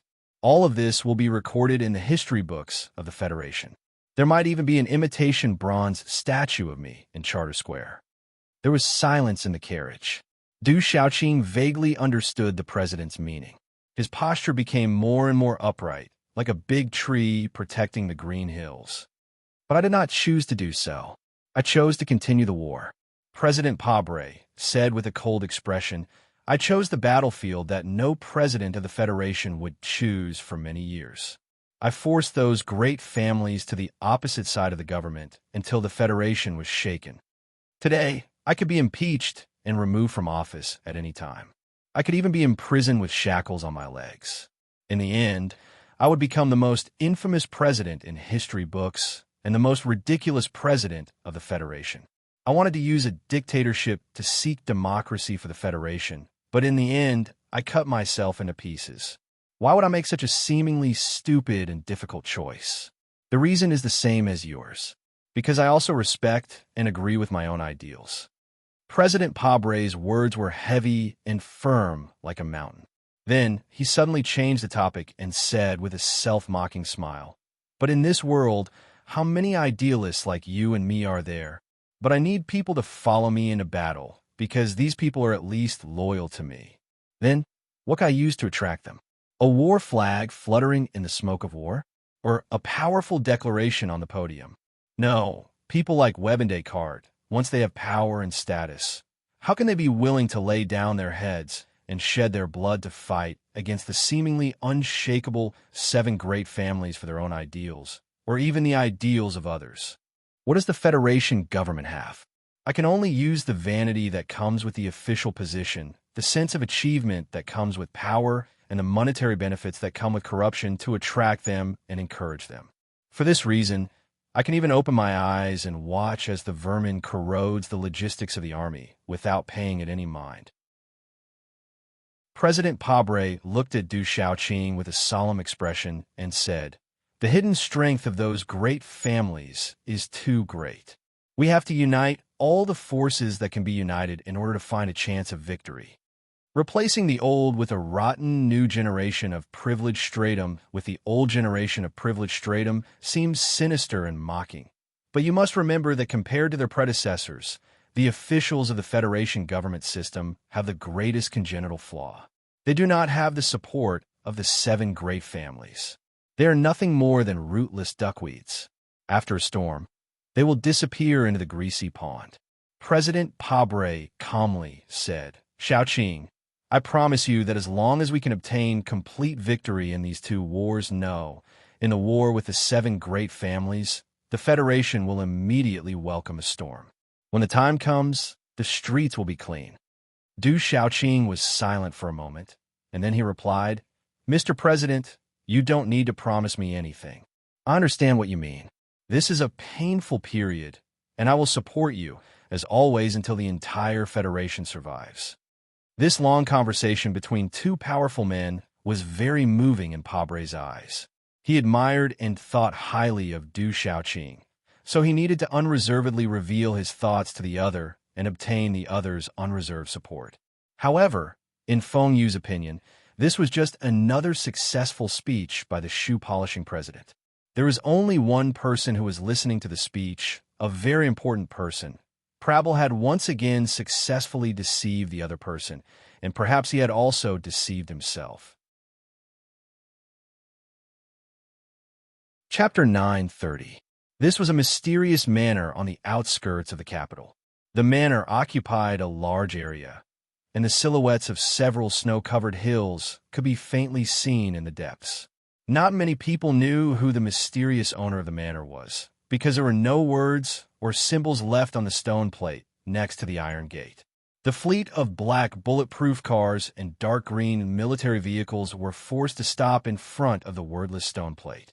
Apart from a middle-aged man who looked like a butler bowing respectfully, no one came to welcome them. The iron gate was tightly shut. The president of the Federation came to visit, but was stopped outside the door. This was unimaginable. No matter which region of the Federation, or even Bermuda, no one dared to do such a rude thing. The door opened, and the Special Task Force agent in a black suit got out of the car with an indifferent expression. He monitored the surroundings and communicated with the system through the small white piece in his ear, trying to solve the awkward and infuriating situation. As time passed, Du Xiaoqing in the back of the car looked more and more gloomy. Although there was no emotion in his cold eyes, anyone could see that he was about to lose control of the anger in his chest. The people in the manor treated the elected president, who should be respected like this, the person he respected the most. This was unacceptable. He frowned and said, "The Li family is so rude. Do they really think they can do whatever they want with money?" President Pabre's expression was very calm. He put down the teacup in his hand and looked at him with a smile. People who are about to leave this world, no matter how many sins they carry with them, should always have some privileges. Moreover, that old man is worthy of our respect to some extent. The smooth metal wheels crushed the expensive TLF material floor. Dozens of the most advanced medical equipment in the entire universe were quietly pushed away. The luxurious room suddenly became much more spacious. The curtain beside the soft bed was blown by the wind. The spacious environment made the shriveled old man on the bed look even smaller. The old man, Li Yuan Gong, who was the head of the Li family, coughed heavily and let his 17th wife wipe the spit on her lips in disgust. He looked at Li Xiaozhu and Li Xiaotong standing in front of the bed and said with a hoarse voice, "I shouldn't die at this time, but death can't be arranged. It's just time. You don't have to be sad. Just remember my words." The age spots on Li Yuan Gong's face were very thick and had lost all of their luster. As he smiled, they were like little round yellow leaves floating in a pond, piled up densely. What comforts me is that I can see the true sorrow in your eyes. It proves that I was right to choose you from so many boys to be examined. A real businessman doesn't need to pretend to be cold and heartless every day. That's Du Xiaoqing. Then what is a real businessman? What a businessman needs to do is very simple, and that is to keep an eye on all the money by your feet, under your bed, the money now and the money in the future. This is not an inferior quality, but the greatest glory, because only money can promote the distribution and circulation of resources. Ever since the Great Calamity, what we have been doing is ensuring the circulation of human society's resources. Merchants are the foundation of modern society. Anyone who tries to stop merchants from earning money is the enemy of all mankind. That's just courting death. The sparse white hair on Li Yuan Gong's head drooped weakly like old willow catkins blown by the wind. Although his voice was hoarse, it was still firm and powerful. I stopped the ambitious president outside and said these words to you because I hope you understand that what merchants need the most is persistence and a strong heart. He slowly tilted his head to look at Li Xiaotong and said with pity, I told you 3 years ago that if you invest, you must persist to the end. Su Li's matter is too pitiful. You have to know that investing in an emperor is my life's greatest dream. It's a pity that this dream has not been realized until my death. Li Xiaotong knelt down to admit his mistake. Li Xiaozhu also knelt down. Li Yuangong smiled and said, You all know that the ancestors of the clan once invested in Emperor Chong. Although we may have missed an emperor, we can't miss it this time. You have to at least invest in a President Chong. The old man said with faint mockery, Although there is no challenge in investing in a president, the clan has done it too many times. But it's always better than nothing. Don't be fooled by Macho's attitude. The reason why the madam did not stand out to support her son is because she still has many cards that she has not revealed. She has the right to wait. But we do not have the right to wait. Our card is very obvious. It is money and only money.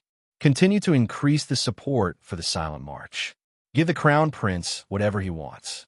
In addition, satisfy the needs of Lin Banshan and Big Stick Tian as much as possible. As for Su Lu, who announced that he will come back, although I think that this stinking rock is a sentimental person, he is still the crown prince of the empire. Let's just watch quietly. Li Yuangong calmly finished the most important instructions and then tiredly waved his hand, indicating that the 2 most important men of the next generation should leave. The room was filled with a deathly silence.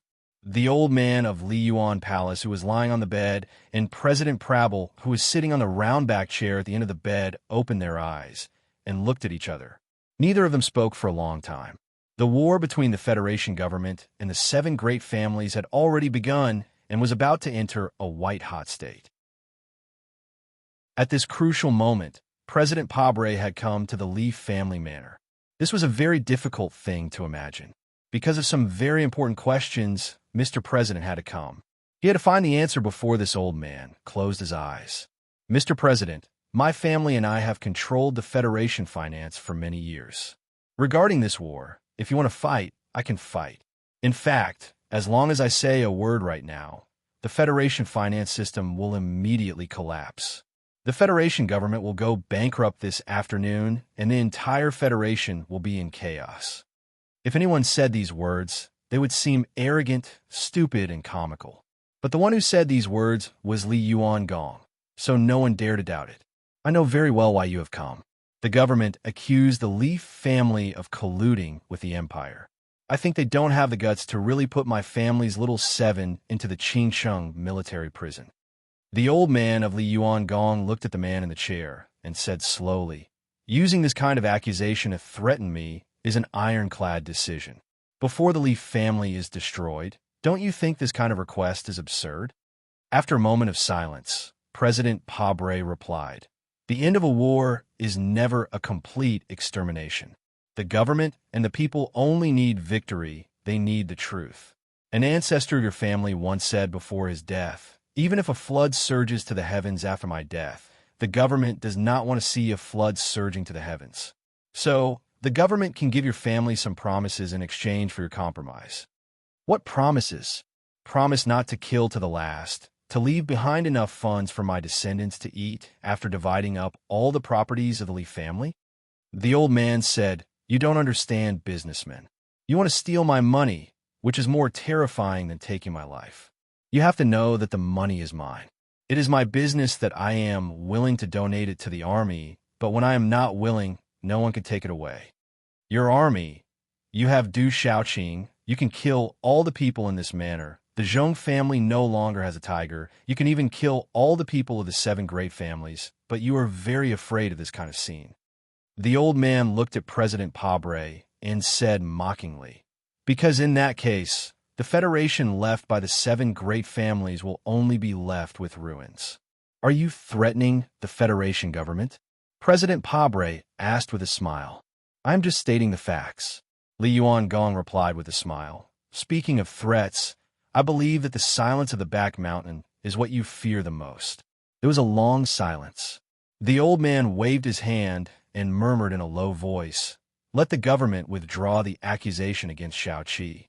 Even if I die, I will not let the Federation's economy collapse. But this has nothing to do with the government's clumsy methods."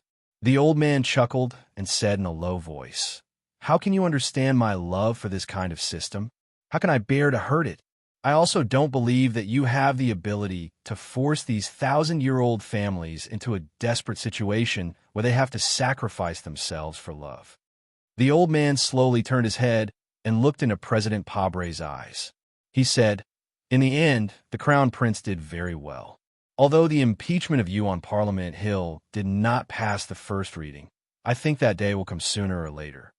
Could it be that when the time comes, you really dare to force Parliament with your army?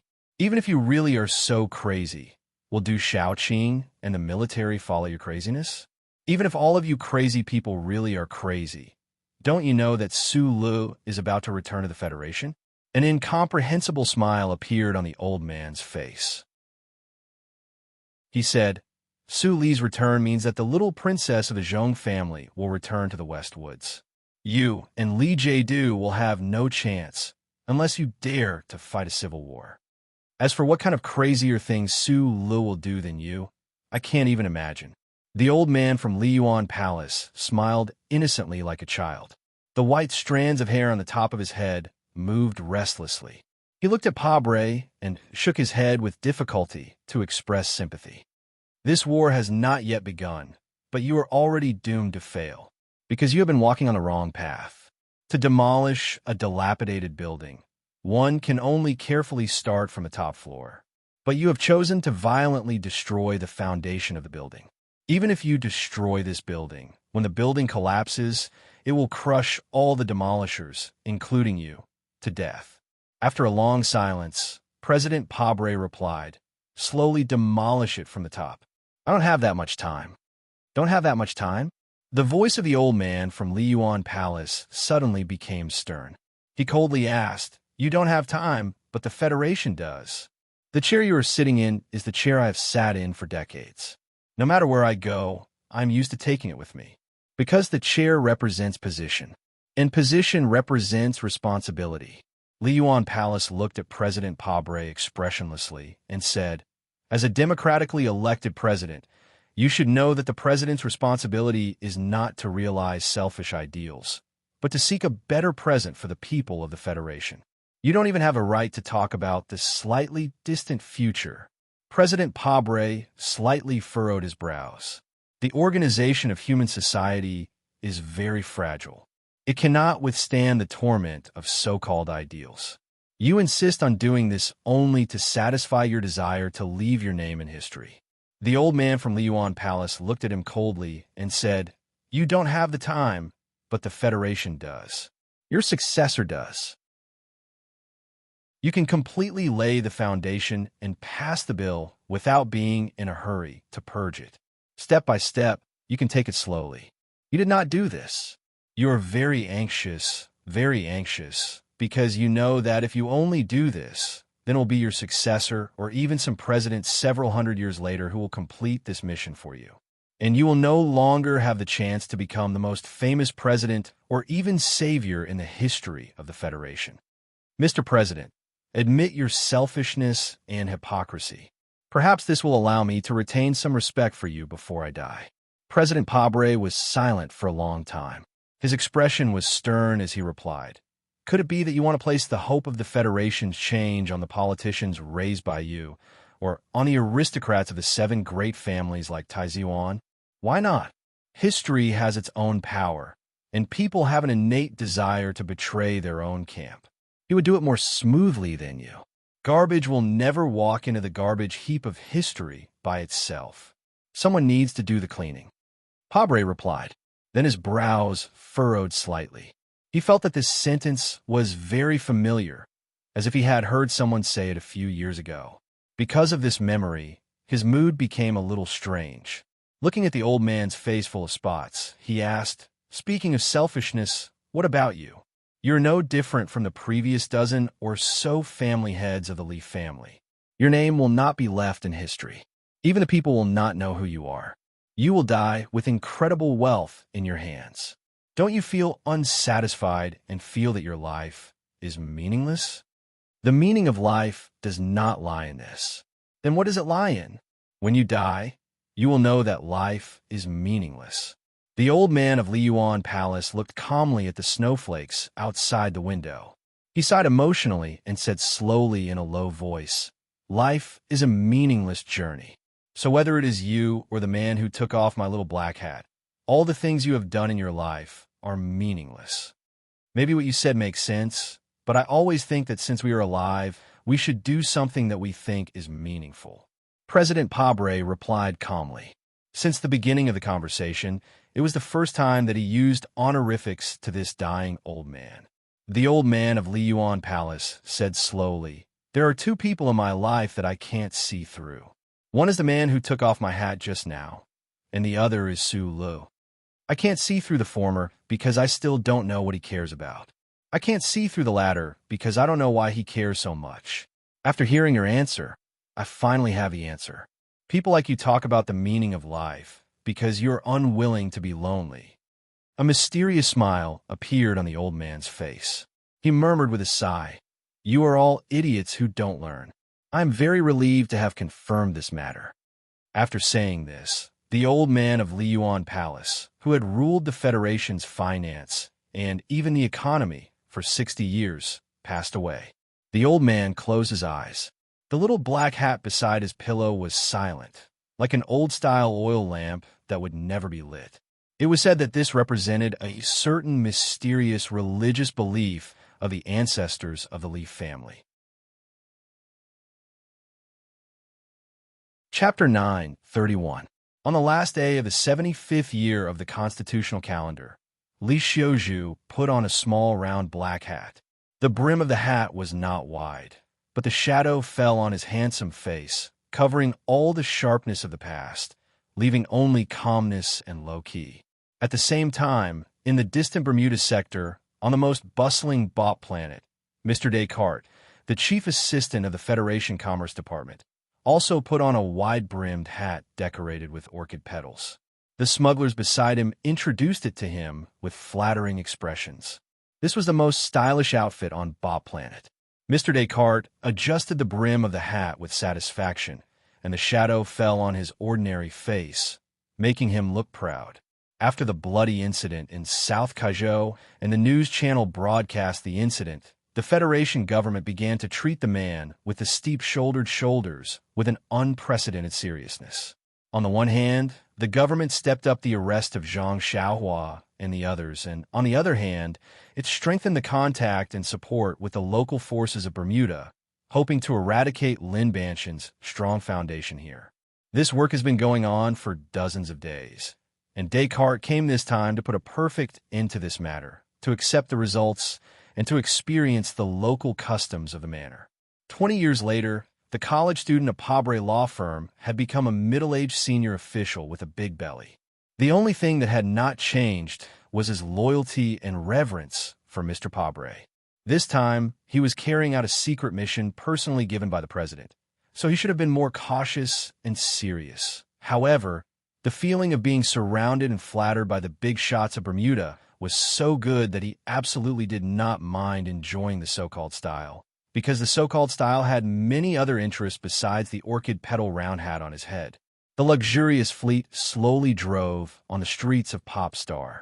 The faintly visible ray, filtering membrane above the atmosphere turned the light of the distant stars into a light blue color. The surrounding strangely styled buildings were shrouded in a blue color, making them look particularly strange and mysterious. Descartes looked at the scenery outside the window and listened to the report of the subordinate beside him. He silently sighed in his heart. Legend had it that Bot Planet had the most casinos and beautiful women in the universe. But why were there no flashing light screens and naked women on streets? It seemed that because of this damn war, even Bermuda had been affected and had become much more depressed. The Seventh Fleet has sealed off 3 large warpholes in Bermuda that lead to the Federation. It has become very difficult for Lin Banshan's companies to trade with the Federation. In the past 2 months, their capital chain has almost been broken. The subordinate looked at the electronic record book in his hand and nervously reported, the 3 military regions have secretly sent 2 batches of firearms to Bermuda. Recently, there have been 17 consecutive fights on Popstar, and Lin Banshan's men have suffered heavy casualties. Step by step, step by step. You've done well. Mr. Descartes remarked with a smile. I've always thought that a gangster who dares to go against the Federation is courting death. The 2 most critical cargo routes are in Lin Banshan's hands, and the underground control of the 5 habitable planets in Bermuda is still in the fighting stage. As long as we succeed later, the government won't have to worry about this side anymore. Mr. Descartes said mockingly, is this the special program that the local tyrants of Bermuda arranged for me? The luxury motorcade stopped outside the most famous Hawaiian clubhouse on Popstar. The most notorious arms smuggler in Bermuda trotted to the side of the car, opened the door respectfully, and took Descartes out. The light screen at the entrance of the clubhouse flashed with all kinds of exciting lines. Descartes stood beside the car, frowning slightly, and asked, is it here? Yes, Mr. Descartes. The arms dealer explained. Although Lin Banshan has been gone for more than half a year, he left a vicious dog here. In fact, we always thought that the vicious dog had no master. We didn't expect that in the current situation, this dog would actually bite people everywhere for Lin Banshan. As long as you can kill this vicious dog tonight and get the last 2 routes in control of the region, then the entire Bermuda will be yours. The arms dealer humbly bowed to him. Descartes frowned slightly and said, pay attention, it's not mine. The arms dealer smiled awkwardly, slapped his face with his palm, and said, look at my mouth. Bermuda will be the strongest supporter of His Excellency, the President. It's still not right. Descartes seriously corrected. According to the Charter, Bermuda has complete independence, and Bermuda will always belong to the Bermudans. I am just expressing serious concern about what happened here on behalf of the Federation government and His Excellency, the President. Dozens of armed men carrying Federation military firearms occupied the entrance of the clubhouse and escorted the crowd into the venue. After entering the venue, all the people with firearms were politely asked to leave. Descartes and the arms dealer went directly to the box on the top floor.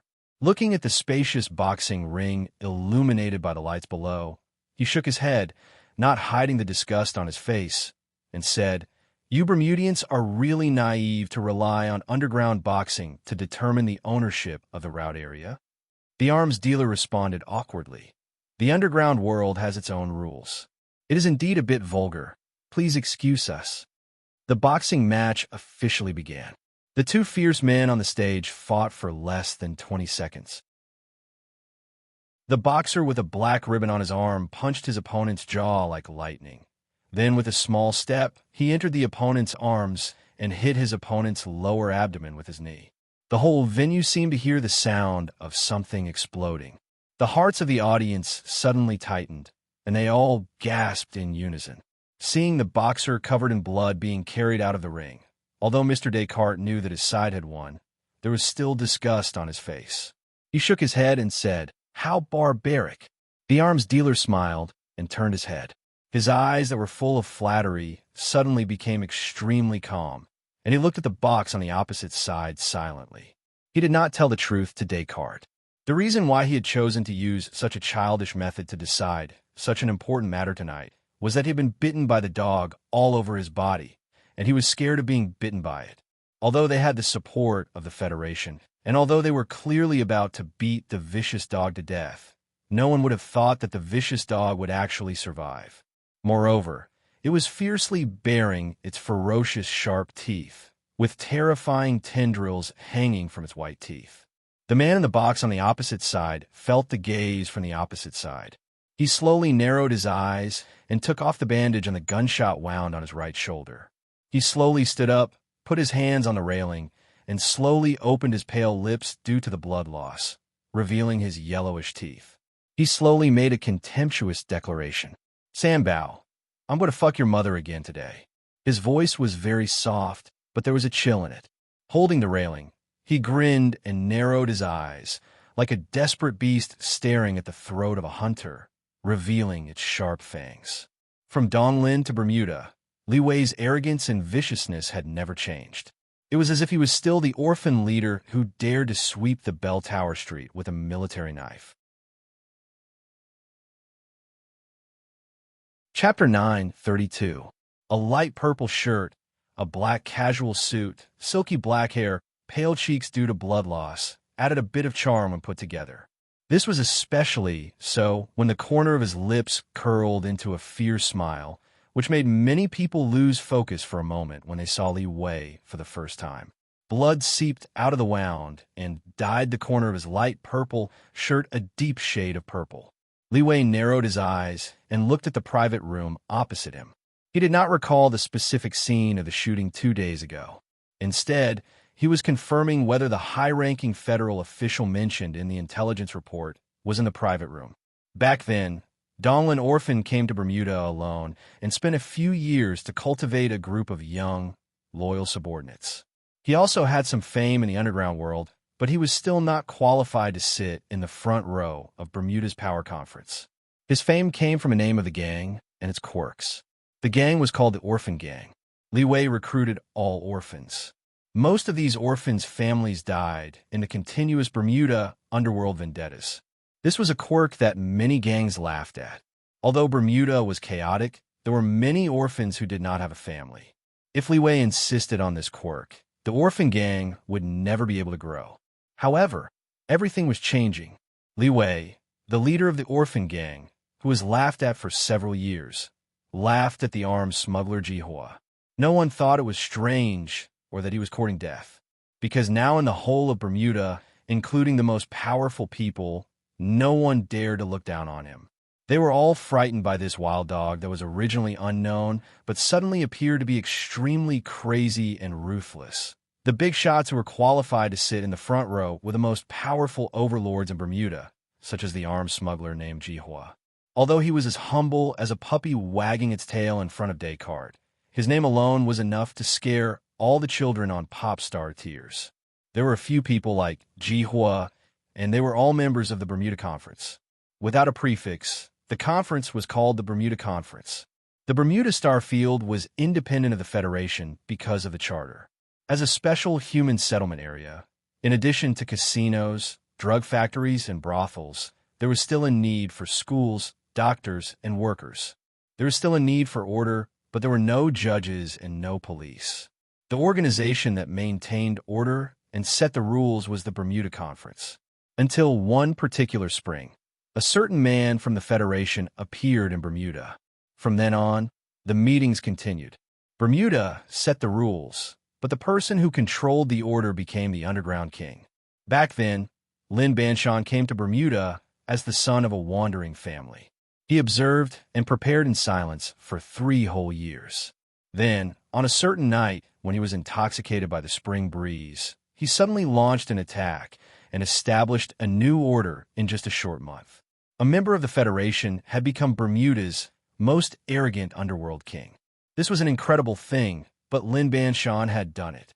Naturally, all the opposing forces in the meeting were speechless and did not dare to speak. Half a year ago, the King of Bermuda had left Bermuda, and the subjects who had been suppressed by him for many years began to have different ideas. In the past, Lin Banshan had left and stayed in the Federation for a long time. At that time, the big shots in the Bermuda Conference did not dare to make a move. Although he was gone, his power and influence were still there. But this time was different. When Lin Banshan left, he took Han Chu and most of his elite subordinates with him. He did not call Bagzhang Xiaohua to take charge of the base camp. The king left the palace with most of the troops. Han Chu, who was pale-faced and scarier than the devil, left. Zhang Xiaohua, who was silent and cold but killed without blinking, did not return. These 3 alone were enough to tempt people. Moreover, they were very clear about the reason why Lin Banshan took away all of his forces. To fight against the Federation government. Even if Lin Banshan did not move, he had to do his best. Then, the people of Bermuda could not help but be restless.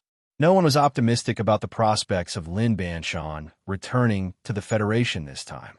Against a powerful regime, No matter how strong you were, there was no possibility of winning. More people firmly and happily believed that Lin Banshan could not return to Bermuda alive. What's more, the Federation government had been secretly supporting him. Bermuda was Lin Banshan's foundation.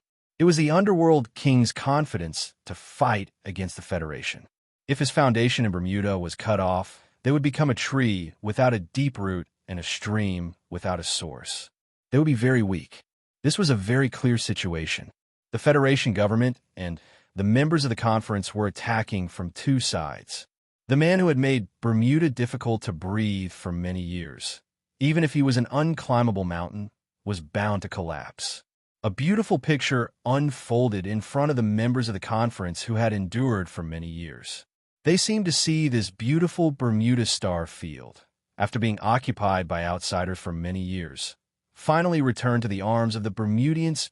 40 days ago, a bloody war suddenly broke out on Bermuda's most important planet, Bop Star. This war happened between the members of the Bermuda Conference and the forces left behind by Lin Banshan. Although it was incomparable to the cosmic war between the Federation and the Empire, and was far less magnificent than that war, it was more sinister, direct, and violent. Countless street fights, intensive shooting incidents, and terrifying arson cases occurred continuously in various parts of Bermuda. Blood was everywhere. In the beginning, the conference achieved the expected victory. With the secret support of the Federation, they continuously defeated the forces left behind by Lin Banshan. They used bullets and flames to arrogantly vent their resentment of being suppressed by Lin Banshan, and more importantly, by Han Shu for too long.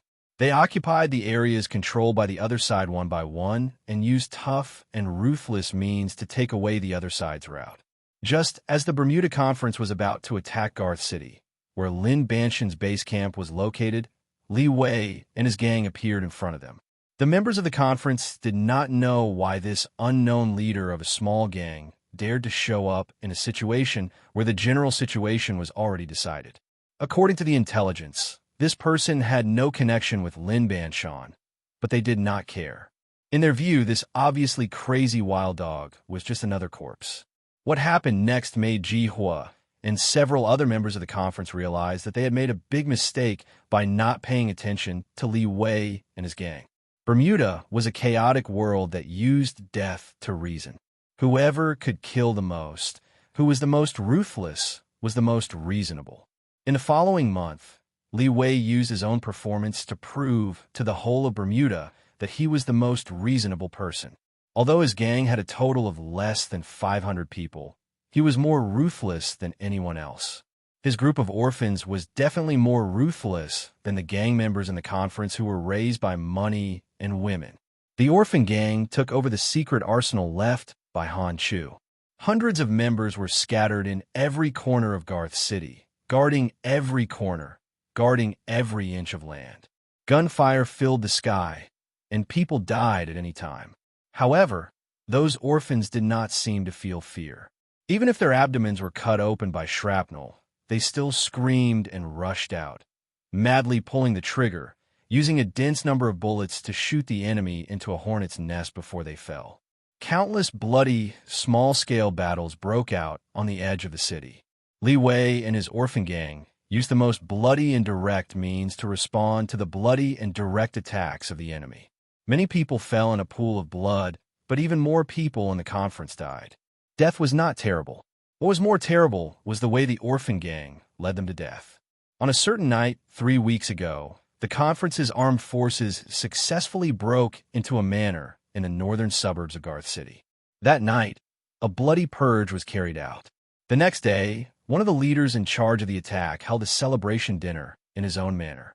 A young waiter, carrying a tray, was about to approach the leader when he was stopped by a vigilant bodyguard. The waiter smiled slightly, and a trace of ridicule appeared on his handsome face. He did not have a gun on him, only a bomb. Boom! The celebration dinner turned into a bloody battlefield. The bomb directly turned the smiling waiter and the leader of the conference into ashes. The more than 400 guests who attended the dinner suffered heavy casualties.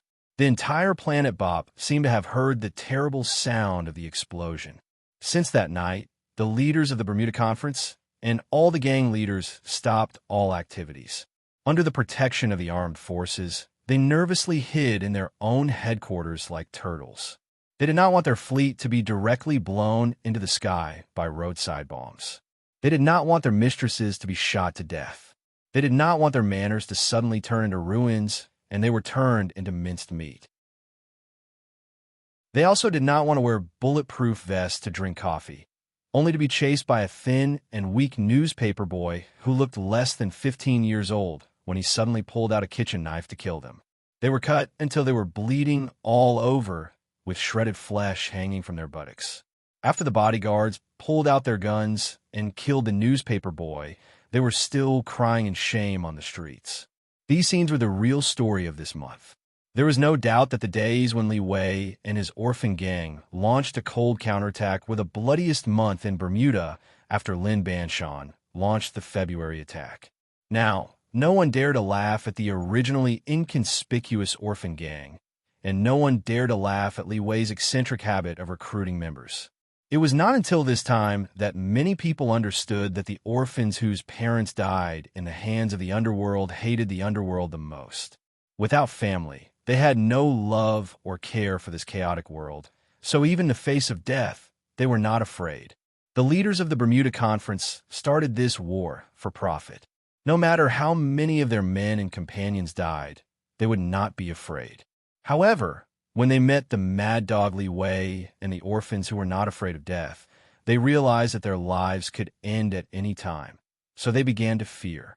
These young people were crazier and more cold-blooded than Han Shu, more violent and bloodthirsty than Zhang Xiaohua.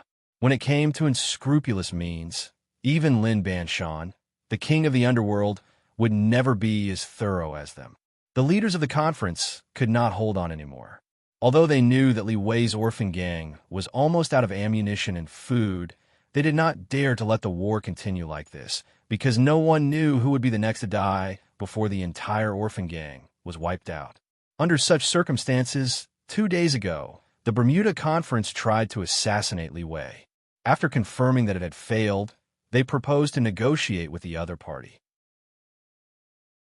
This was the first time since the start of the war that the two sides sat on the table to negotiate. It didn't take long for the people who hung a thin rope on both sides of the bottomless cliff to decide the ownership of the relevant interest through the boxing competition. The leaders of the conference agreed to choose this simple, crude, primitive, bloody, and even childish way to decide the distribution of such important interests. In fact, it was very helpless and humiliating, because they were forced to the negotiating table by Li Wei and the orphan gang in a simple, crude, primitive, bloody, and even childish way. The king who left did not leave behind any weapons of mass destruction for the kingdom. Under such an extreme disadvantage, the lone army on the wall was able to achieve such a situation. This was Li Wei's victory. This was the victory of the Mad Dog. This was the victory of the orphan. Whether it was in Eastwood, Bermuda, or the Empire, whether he was selling newspapers, serving tea, or researching Mecca. Orphans were always invincible. In order to fight against the Federation, Lin Banshan had to give it his all, so Han Chu, Zhang Xiaohua, and most of the elites could not stay in Bermuda. Before leaving, his subordinates were guessing who he would hand over his foundation to because they knew what the Federation would do, and they also knew that the Bermuda leaders who had been suppressed for many years had been waiting for this opportunity. There were many guesses, and even in a very private situation, Han Chu looked at Lin Banshan's calm expression and could not help but ask if Su Lu had already arrived in Bermuda, and then reminded him that the rock was ultimately from the Empire. It was no wonder that Han Chu guessed that it was Su Lu, because in such a precarious environment, only such a peerless and fierce person could protect Lin Banshan's foundation. No one would have thought that the answer was a somewhat unfamiliar name, Li Wei. Lin Banshan was the king of Bermuda, and Li Wei was just a very inconspicuous street gang leader. What was even more difficult to understand was that except for a sentence he said 3.5 years ago, when the orphan gang had just offended a big shot in the conference, the two sides had not interacted for a few years. They had not even contacted each other, let alone feelings. However, Lin Banshan made such a simple and even somewhat hasty decision to hand over his headquarters, the foundation that he had worked so hard for half of his life, and the most important resources to the orphan named Li Wei without any reservations. As long as less than 5 people knew about Lin Banshan's arrangements, Han Shu had never questioned Lin Banshan's decisions in his life. He could not understand, but he had to obey. He just had some doubts about Li Wei's ability to protect the family business. A few years ago, Su Lu once asked me to take care of this person called Li Wei. After that, I checked and found a very interesting thing. At that time, Lin Banshan's explanation was very simple and powerful. To be able to be friends with Su Lu for so many years, to be able to make Su Lu, who never asked for help, rather than owe the Zhong family a big favor. This person is worthy of trust. Chapter 9:33. Lin Banshan went to the Federation with his strong determination and strongest subordinates, but left his foundation in Bermuda. He didn't even take Li Feirong, the woman he doted on the most over the years, and his only son that not many people knew about. He was able to leave so freely because, in his eyes, although Bermuda behind him was dangerous, it was still considered safe compared to the Federation. However, in this matter, he, who rarely made mistakes in his life, still underestimated the courage of the Federation government and the determination of the Bermuda gangs. Fortunately, he chose Li Wei. Of course, Lin Banshan couldn't just blindly trust Su Lu by leaving all his women and children in Li Wei's care. In fact, after learning about the relationship between Li Wei and Su Lu a few years ago, he had been silently watching the development of this person in Bermuda. Through observation, he confirmed that this person was ruthless. Lin Banshan had always believed that ruthlessness was the most important and the most scarce quality. Li Wei had this, even to some extent, so he was worthy of high hopes. When he first learned of this, Li Wei was shocked speechless. He didn't understand why the king of Bermuda opposite him would give him such an important task, but he knew that this matter was difficult. Without thinking more, he agreed to Lin Banshan's request. He knew that if he could survive, the orphan gang would still exist, and Lin Banshan could return to Bermuda alive from the Federation. He would naturally be able to obtain great rewards. However, the reason why he silently accepted this perhaps glorious but doomed to be extremely dangerous and bloody was simpler. 3 years ago, when the orphan gang was about to fall into the abyss of destruction, it was Lin Banshan's understatement that saved everything. In other words, after angering a certain big shot in the Bermuda Conference, Li Wei and the orphan gang were able to survive until today because of this sentence. For Lin Banshan, saying this was a very simple matter, but for Li Wei and the orphan gang, it was the most beautiful dawn on the line of life and death. Merchants with endless wealth could casually give away a bowl of leftovers to a beggar who was about to starve to death. To some people, since the leftovers were insignificant to the merchants, then their gratitude was only the weight of the bowl of rice. However, in Li Wei's philosophy, the beggar would starve to death without the bowl of rice. Thus, the bowl of rice was a life that you had to repay with your life. The person that Lin Banshan had his eyes on, and the person that Su Lu cared about, naturally had a different temperament. Li Wei did not seem to have any particularly strong abilities, but since he was young, he had mingled in the black market of the mine tunnels and honed his skills in Jianghu. His clothes were covered in frost, and his mind was broad. If he was in the old Tai dynasty, he would be a national hero. When he agreed to this matter, he said directly to Lin Banshan, "If I die, then there is no way to protect these things of yours. Don't blame me." Lin Banshan smiled, his eyes full of appreciation. The meaning of this sentence was very clear and firm. What it meant was that as long as it didn't die, it would definitely protect these things for it. That was what Li Wei said, and that was what he did. Taking the white napkin handed by the young man beside him, Li Wei slowly wiped the blood that seeped out of his purple shirt. Looking at the unconscious boxer that was being carried out of the venue, a faint worry appeared between his eyebrows, and he instantly returned to calmness. This underworld war lasted for a whole month. During this month, his orphan gang lived a life bathed in blood. Facing the joint attack of several of the most powerful forces in Bermuda, even though he and his brothers opened their bloodthirsty lips, revealed their ferocious white teeth, and bitterly held on in every street, they were inevitably forced into a desperate situation by the other party and were covered in blood. This boxing match, held according to Bermuda's underground law, was the product of a compromise after both sides could not hold on. Being able to hold on for so long under such circumstances, Li Wei should have felt proud, but he was very clear that this was only a temporary victory. With the end of the boxing match, it was very likely to become a bubble. After all, his foundation in Bermuda was still shallow, and there was no real strong person to serve him. Although his brothers were brave and bloodthirsty, under such a square stage surrounded by ropes, they definitely could not be called masters. In contrast, the big shots of the Bermuda Conference have been passed down for generations, and there would always be some powerful people hidden in the manor. Under such circumstances, Li Wei used a large sum of money left by Han Chu to invite 3 powerful boxers from Limingxing. He originally thought that he could at least compete with the other party, but he did not expect that the first round of the boxing match would end in less than 20 seconds, and his side would be defeated miserably.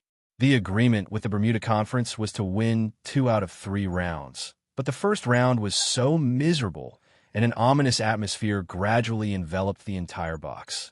Li Wei looked at the bald boxer on the stage and noticed that the man did not show off after winning, but silently and calmly retreated. The young subordinate next to him said unwillingly, "If Uncle Hua was here, he could break all the bones of those guys on the opposite side by himself."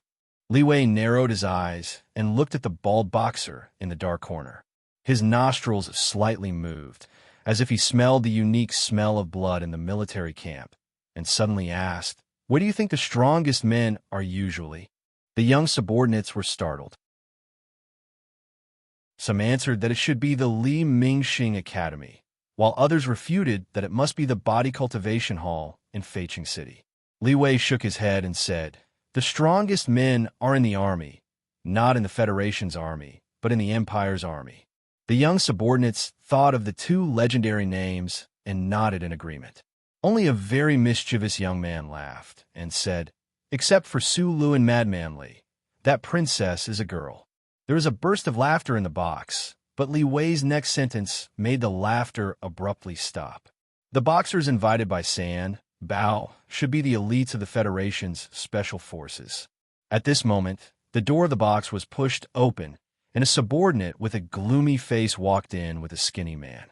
He leaned close to Li Wei and whispered a few words. Li Wei's expression suddenly became gloomy, and he stared coldly at the skinny man and said, "You want to withdraw from the competition?" The skinny man nodded. Li Wei slowly put the blood-stained napkin in his hand on the table and frowned. He asked, "The masters of the Li Mingxing Academy also know fear? I can see that they are soldiers, very powerful special forces soldiers." The skinny man replied, "I learned martial arts and participated in many boxing competitions. I also killed people on the stage, but their profession is to kill people. I am confident that I can beat them in martial arts, but I'm not confident that I will be the one standing on the stage in the end. To be precise, I will be killed by them." Li Wei squinted his eyes and looked at him as if he was looking at a pile of garbage. He said, "You know that according to the rules of Bermuda, you will die if you leave at this time." The skinny man replied, "If I go on the stage at this time, I will definitely die. As for whether I will die or not, it depends on whether you can survive tonight." Then the master said calmly, "Guns are not allowed in the venue, so you can't stop me. I'm just here to express my apology and refund the money." The door of the box was tightly closed, and the atmosphere was particularly oppressive and tense. The expressions on the faces of the young orphans were very ugly. The invited master actually fled in the face of the battle and was so arrogant. It was really humiliating.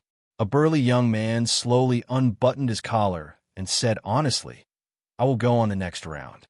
Brother Wei is injured. I'm the best at fighting. I know that I may die if I lose, but I can't admit defeat and be so shameful." Everyone's expression was frozen, but Li Wei's face did not have any sad expression, not even a trace of depression. He patted the shoulder of the burly man and said, "Fight well. If you lose, we will all go to the underworld to accompany you. Anyway, everyone is the same person. Now there are 5 people in the box. We will all go to accompany you. But I think that if hundreds of people in this venue die together, it should be more lively." Li Wei narrowed his eyes and looked at the lively venue. He looked at the flying gambling sticks and said in a cold voice, "If you lose, I will blow up this venue." "Brother Wei, this is against the rules," a subordinate said in shock. The so-called Underworld of Bermuda was a society where the law was basically equivalent to empty words.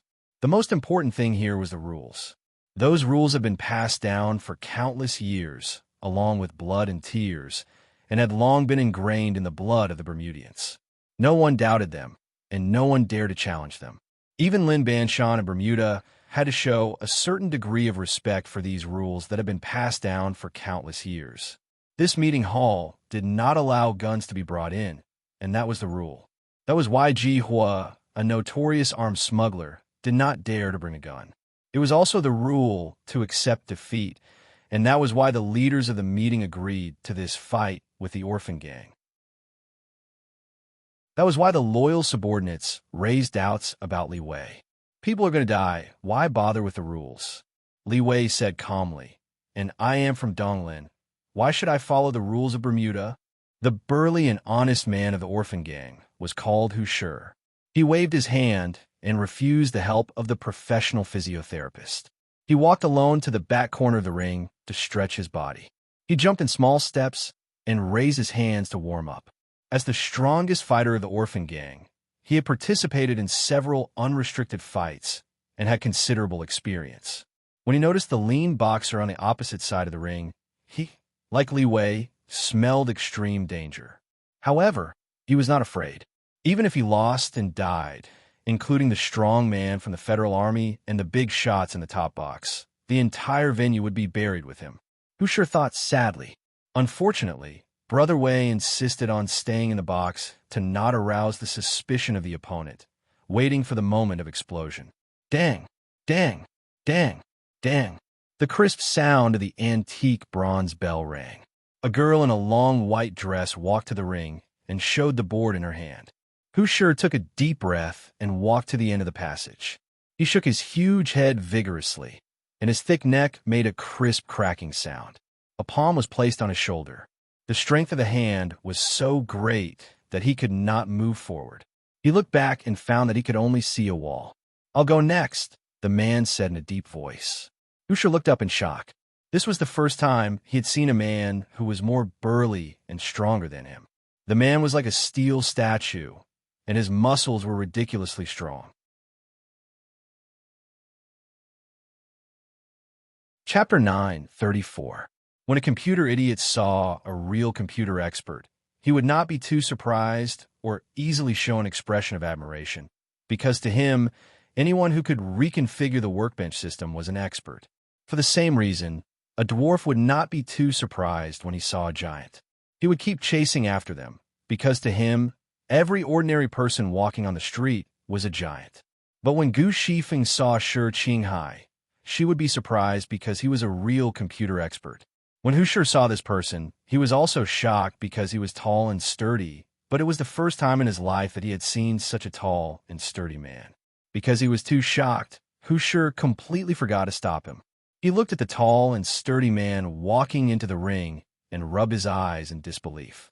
The second round of the fight, which involved Lin Banshan's most important foundation in Bermuda, 2 of the most critical freight routes, and countless lives, officially began. The tall and thin man from the Bermuda Conference was dark from head to toe, like an armor plate that had been roasted by flames. Under his smooth but tough skin, slender muscles were hidden, which was the best physique for close combat. The tall and thin boxer did not know that the orphan gang had changed members, and he did not care about these details.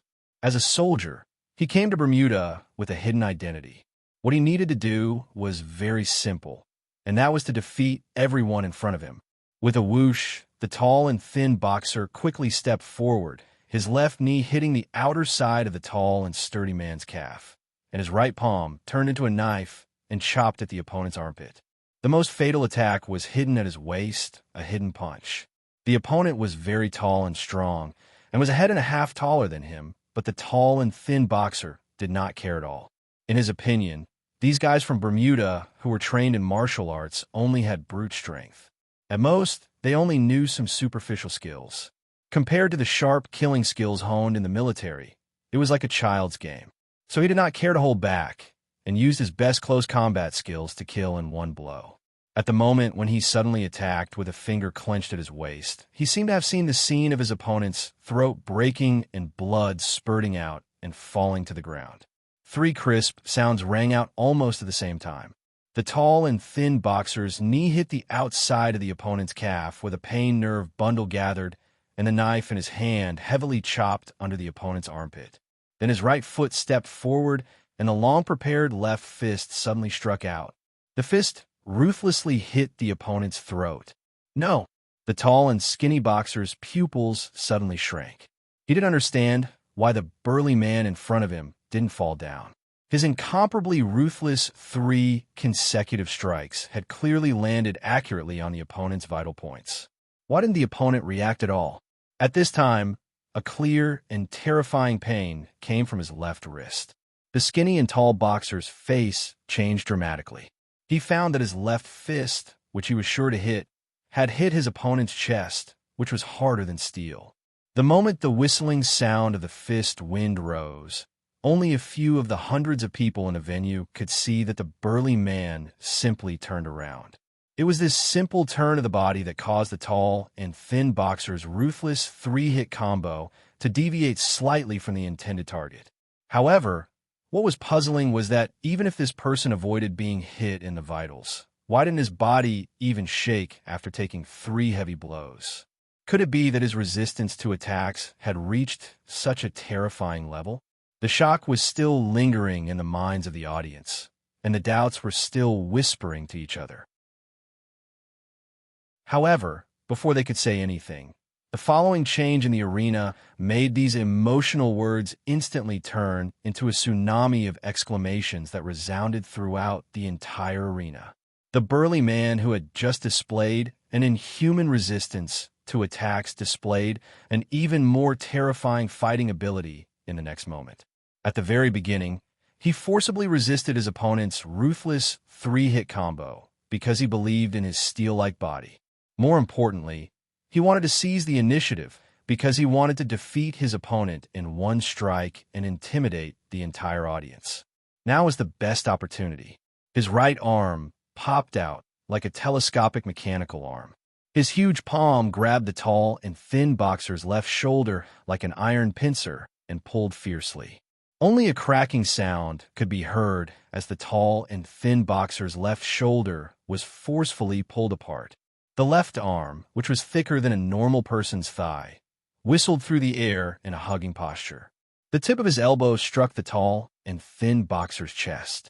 The powerful force passed through this person's muscles, breaking who knew how many ribs in an instant. Puff! A rain of blood fell from the boxing stage. The tall and thin boxer vomited blood and retreated 13 steps. He could no longer support himself and fell to the ground. He gasped for breath, unable to crawl back up. The bloody and cruel scene made everyone present feel an unprecedented chill. There was also blood in the previous fight, but it was far less than this one. The shock brought by this burly man's absolute strength was stronger. The burly man wiped off the blood on his face and slowly walked in front of the boxer. He indifferently reprimanded, "As a soldier of the Federation, you actually work for the Bermuda arms dealer. You are really a disgrace to the Army. You actually dare to use the standard close combat skills of the Army against me. You are really looking for death." The light shone down from the top of the venue, enveloping the blood-stained boxing stage. It passed through the short stubble of the burly man's head, but it couldn't illuminate his face. The dark and thin boxer looked at the towering figure in front of him. His eyes were filled with panic and fear. He spurted out blood and asked, Which army are you from?" The burly man frowned and expressionlessly walked down from the boxing stage. His name was Xiong Lin Quan, the lieutenant colonel of the new 17th Division of the Federation. He He was the #1 fierce man in the first 7 groups. There was an uproar in the venue. The audience was shocked by the bloody scene on the boxing stage and the cold aura of the burly man. However, the people in the boxes on both sides of the top floor were shocked and guessing the identity of this person. The orphan gang's box was in a mess. Several people looked at the figure in the shadows with excitement and doubt. They wondered who this person was. Why did he fight for who's sure? And why did he help them? Liwei stood by the railing and looked at that place thoughtfully. He felt that the figure was somewhat familiar, as if he had seen it somewhere before. After all, he won. After the end, he would understand what had happened. He narrowed his eyes and loosened the trigger of the bomb that he had been touching. His palm was full of cold sweat. The big shots in the opposite box were shocked by the sudden appearance of Xion Linquan, but they certainly wouldn't admit defeat. After a simple discussion, they decided to use the last strongman. I am very sorry, Lieutenant Colonel Tion. Although you are in charge of the safety of Commissioner Descartes, today's matter is related to the interests of the Federation. Please. The official looked at the gray-haired man in front of him and said, the identity of the opponent's boxer is still under investigation. There should be a result soon. There is no need. The middle-aged man slowly tied the bandage and turned to look at the official. He said proudly, before a fight, I never care about my opponent. The official smiled awkwardly and mustered up the courage to ask, the people in the box want to know how confident you are in facing that guy. Confident? The middle-aged man frowned and looked at him unhappily. He said mockingly, as someone who has never lost before, my confidence has always been a bit blind. His name was Tian Xingtian, and he was born in the Philadelphia cultivation gym. After being pardoned by the Federation government and leaving the Fox Fortress space prison, he joined the Small Eye Special Forces and was now the Deputy Ground Service Commander. His confidence and pride came from his past achievements. Tian Xingtian, who claimed to be the 3rd strongest fighter in Philadelphia, had never lost in close combat. However, the moment he stepped into the ring, he suddenly remembered the dark underground tunnel in the Capital Special District 3 years ago. He remembered the fat and tender salmon, remembered the broken helmet and the blood under the helmet, and remembered the small eyes man who calmly left without even looking at him. Tian Xingtian's face suddenly became gloomy, and then he realized that his opponent in the ring had changed. Under the dim light, the person's figure was very similar to the man he hated and feared the most. Chapter 935. The lights shone down from the high ceiling of the venue. The figure opposite him was neither tall nor strong, and had nothing to do with the word burly. He just stood there quietly, like a young student in a daze under a tree on campus, ordinary and inconspicuous. But because the figure was similar to the one he hated and feared the most, Tian Xingtian's mood suddenly became extremely bad. With a gloomy face, he lifted the ropes and listened to the starting bell. He walked to the opposite side, ready to tear him into pieces. The figure moved at the same time, taking a step forward in a very normal manner. His knees were slightly bent, and there was a very close distance between his 2 legs. He made a somewhat strange posture, as if there was an invisible rope tied between his knees. Tian Xingtian roared, raised his right arm like a stone tablet, and unreasonably smashed toward the opponent's head without any fancy moves. For a real master like him, any close-range combat skills were fake. Only strength was the most powerful weapon. The ordinary-looking man standing opposite him obviously had a different fighting philosophy. His feet brushed against the table at an extremely high frequency, and his right hand strangely came out from under his armpit, stabbing forward like a sharp military knife. This was the 3rd and last match, which would determine the winner of the boxing match and the final outcome of the month of blood and fire in Bermuda. However, the 2 people in the ring were not aware of this. They were not nervous and even did not take it seriously. They walked into the ring full of confidence and made the first move in a simple and even casual manner. What sent chills down one's spine was the scene that happened after that. In the end, it only confirmed that Tian Xingtian's confidence was laughable. This battle-hardened deputy commander of the Small-Eyed Special Forces was known as the 3rd strongest fighter in Philadelphia. When he stepped on the ring, he showed the demeanor of a strong fighter. However, after his first action, he could only do this action forever.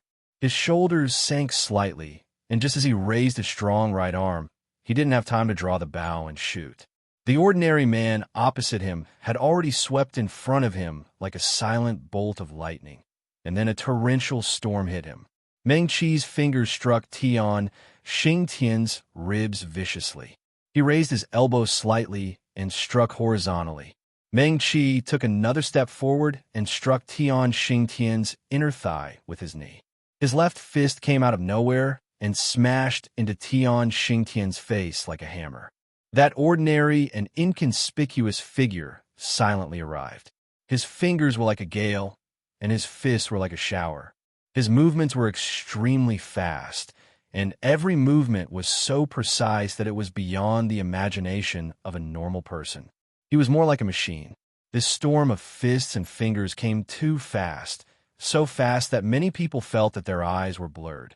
It was as if when the ordinary man stepped forward with his right foot, his left elbow, and every part of his body launched an attack at the same time. In less than a second, the ordinary-looking man seemed to have sprouted dozens of arms in an instant. They loosened at the same time and landed densely on Tian Xingtian's face, abdomen, and the tip of his nose. Tian Xingtian was indeed very strong, but in the face of such a terrifying attack, he could not react at all. He could only raise his right arm in vain, his eyes wide open in fear. A more accurate description of the situation would be: the third most powerful man in Philadelphia, Tian Xingtian, was beaten senseless by an ordinary man. Pa, pa, pa, pa. A series of crisp sounds, like the sound of firecrackers, were extremely rhythmic. However, because they were so dense, most people only heard a single syllable explode. The ordinary-looking man retracted his foot and stood calmly with his hands behind his back. In front of him, Tian Xingtian was still maintaining his raised arm posture. However, this posture now looked so ridiculous and pathetic. He was like a performance artist who took off his clothes to play the role of a statue, only to realize that his lower body was not majestic. Thus, he felt ashamed. Before he could express his shame and anger with tears or expressions, Tian Xingtian's stiff body suddenly collapsed like a statue that had its bottom pulled out. His strong body fell to the ground with the sole of his feet as the axis. His body landed heavily on the surface of the ring, making a muffled sound. The force that had smashed into his body like a torrential storm was finally completely released with this collision. The clothes on his body curled up like burning pieces of paper, and then burst apart piece by piece, turning into butterflies fluttering in the air. Tian Xingtian's clothes were torn apart. His naked body was bruised and swollen. His broken nose was bleeding like a bloody peach. He tried his best to open his eyes that were swollen like peaches, but he could only open two small slits to look at the face in the shadow above him. He did not see the face clearly, but he saw the pair of small eyes that had turned into a nightmare. Furthermore, the small eyes of the other party were definitely not the result of being beaten up. Tian Xingtian's throat made a sound. He looked at the other party in horror and cried like a madman. "It's you. It's you. It's you again." With the last of his strength, the third most powerful man in Philadelphia could not hold on any longer and fainted. The light from the ceiling still shrouded the ring. Although it was dim, it was quiet. It was as if they did not see the frightening scene from before. Or rather, they did not have time to see the scene clearly because everything happened too quickly. The venue was dead silent. Hundreds of people looked at the ring with an expression of disbelief. Many of them did not even see what happened before they realized that everything was over. The ordinary-looking figure stood quietly on the ring like a student. His hands were hanging on both sides of his body, as if he did not make a move at all. However, not far in front of him, the horrible body of the Philadelphia fighter proved everything. The last round ended even faster than the second round. The difference in strength between the two parties could no longer be described as overwhelming. In front of the ordinary-looking man, Tian Xingtian was like a scarecrow that was tied up tightly. This one-sided and extremely humiliating battle was more like an angry parent teaching a disobedient child a lesson. There was still a deathly silence. Everyone stared dumbfoundedly at that inconspicuous figure, guessing in their hearts who he was.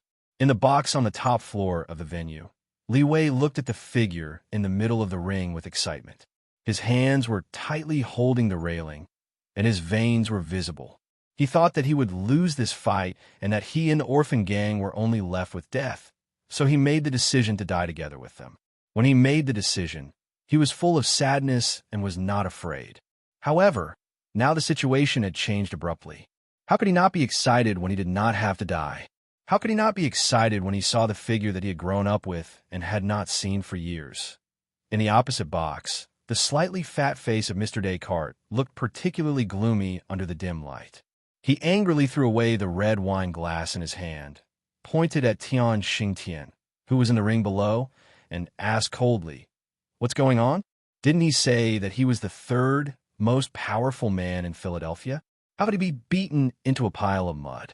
What a waste." The subordinate officer next to him wiped the cold sweat and explained in a trembling voice, "It seems that Lieutenant Colonel Tian's enemy is really powerful. I don't know where he found him." Descartes looked at Ji Hua and several members of the Bermuda Conference in front of him and said in a deep voice, "Who can give me an explanation?" They thought that it was just a formality of a fight, but it suddenly developed to this point. The huge benefits that they were about to get suddenly turned into a bubble. The local tycoons in the box were shocked and furious, but in the face of the Federation's government representative, no one dared to show it. Ji Hua looked at the figure in the ring with an ugly expression and said, "According to the intelligence, Li Wei spent money to invite a master of harmonization of energy from Li Mingxing. It's absolutely impossible for him to be Lieutenant Colonel Tian's opponent, let alone be so powerful." He hesitated for a moment and then suggested, "Mr. Descartes, it seems that this matter needs to be considered in the long run. We first have to find out who the person in the ring is." Descartes frowned and did not speak. Suddenly, he said in a deep voice, "Everything must be finished tonight. If you don't have the confidence to eliminate those wandering ghosts on the opposite side, my special forces can join the battle this time." Ji Hua was shocked and hurriedly tried to persuade him, "Mr. Descartes, you probably don't know the rules of Bermuda. This bet has been notarized, and we are willing to." Before he could finish the words, Descartes indifferently waved his hand and cut him off. He said in an indisputable tone, "There are no rules in front of the Federation government. His Excellency, the President wants you to do it as soon as possible.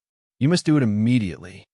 In the dim box, the tycoons of the Bermuda Conference looked at each other in silence. They could see the anger in each other's eyes, as well as a lot of helplessness. Descartes leaned on the railing and looked at the figure in the ring.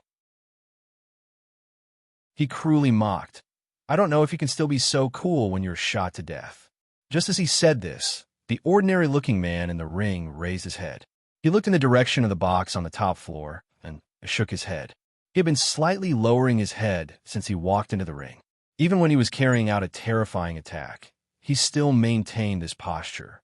At this time, when he raised his head, the direct light from the ceiling fell on his face for the first time.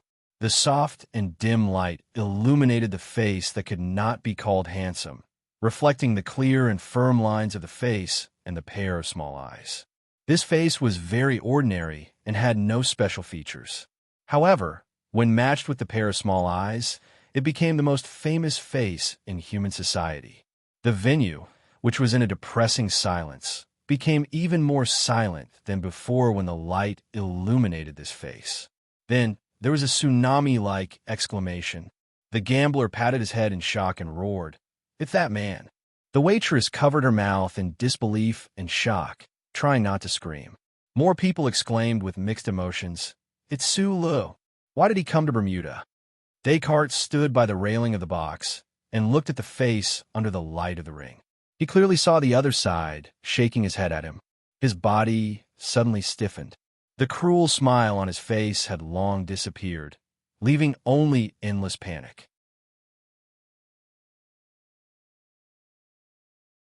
Chapter 936. Hearing the exclamations of the crowd, hearing the names spurting out of countless crimson or pale lips, and then penetrating into his ears like a thunderclap, Descartes' body that had been extremely stiff a moment ago suddenly softened. He almost fell to his knees while leaning against the railing. The arm that gripped the railing tightly prevented the high-ranking federal official from doing something so embarrassing. However, the incessant trembling of his arm indicated that the fear in his heart had already surged endlessly like the dark clouds of the dawn star. There was dead silence in the box. He suddenly turned around and stared at the people in the box with crazy eyes. He waved his arms and screamed, "Kill him! No matter what method you use, kill him!" The people in the box understood and sympathized with Mr. Descartes' loss of composure, because their situation was not much better. After confirming the identity of the man standing in the ring, not many people had the strength to stand up from their chairs. They were the leaders of Bermuda, but that man was a legend on the battlefield, and now he was obviously on Li Wei's side. Fortunately, they were far less dangerous than Mr. Descartes. The whole universe knew that the person the Federation government did not want to see the most in these years was the small-eyed man named Su Lu in the ring. This bloody war in Bermuda had entered the final stage, and they were about to win, even if it was a despicable victory. Was it going to end because of the appearance of that man in the ring? Countless things had happened in the past 10 years, so the big shots in the box knew how terrifying Su Li's combat strength and tenacity were. They were even willing to admit that they, who had countless subordinates, did not have the courage to fight this man. However, the situation was like this, and they had to fight. Jihua frowned and thought quickly. In his calculations, no matter how strong Su Lu was, he was still a normal person.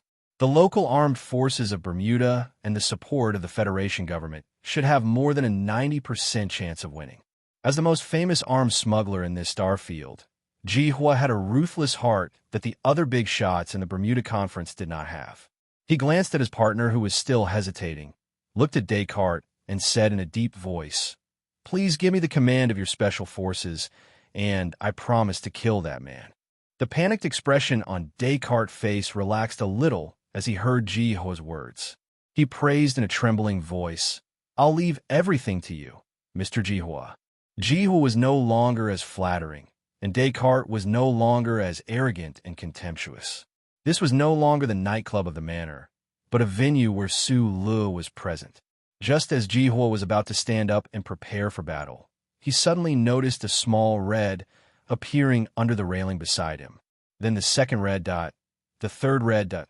The red light spot was very dim and weak. If one didn't pay attention, they wouldn't be able to notice it in the dim environment of the room. However, if someone were to look closer, they would be able to see that there were two very small ancient letters in the center of the red light spot. XF. Like red ants, 3 dim red dots of light quietly entered the room through the wall. They crawled on the sofa and on the bodies of the big shots who did not notice them.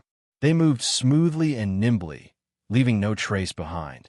Jihua, who was about to get up, saw the red light and sat back down his chair dejected. Cold sweat instantly seeped out of his forehead, and his whole body was filled with fear. There were at least 3 modified sniper rifles aimed at the room he was in. He had seen these red dots that looked like red ants and knew that they were the laser calibration points of some kind of modified sniper rifle. He didn't need to look carefully to know that at the center of the red dots, there must be the 2 ancient letters XF. He even knew that the laser calibration points of this modified sniper rifle could be adjusted to the point where they could be seen with the naked eye. This meant that the snipers outside didn't care about being discovered by the people in the room and were confident that they could control the situation. Jihua was able to see this not only because he was the biggest arms smuggler in Bermuda, but because he was the only one in the entire universe who had sold this kind of gun. The modified sniper rifle that Jihua called TP was the most advanced sniper rifle he had ever seen in his long career as an arms dealer. Other than not being on par with the legendary ACW, it was enough to look down on all similar equipment. TP was not the standard gun of the Federation or the Empire. It came from a mysterious seller. It was a very honorable thing to be able to obtain the exclusive rights to sell this kind of gun, But unfortunately, Jihua didn't dare to show it off in the past 2 years. This was because he had paid the painful price of the explosion of 3 smuggling spaceships. Those lessons were too unforgettable. However, he was so scared now, not only because he was targeted by 3 TP-modified sniper rifles, but also not because of those lessons. It was because only he knew that those guns were sent to the West Woods, to the old mansion in the Way 2 district. Sulu came to Bermuda, and the little princess of the Zhong family should have followed him to Bermuda. Jihua stared at the 3 red dots under his feet and thought to himself, could it be that the West Woods Special Forces have surrounded the venue? Because of this fearful speculation and the fear of the mysterious supplier of the TP-modified sniper rifle, Jihua, who was prepared to join hands with the Federation government to eliminate Sulu, subconsciously looked at the 3 red dots and raised his hands. The thoughts in his mind were completed in an instant.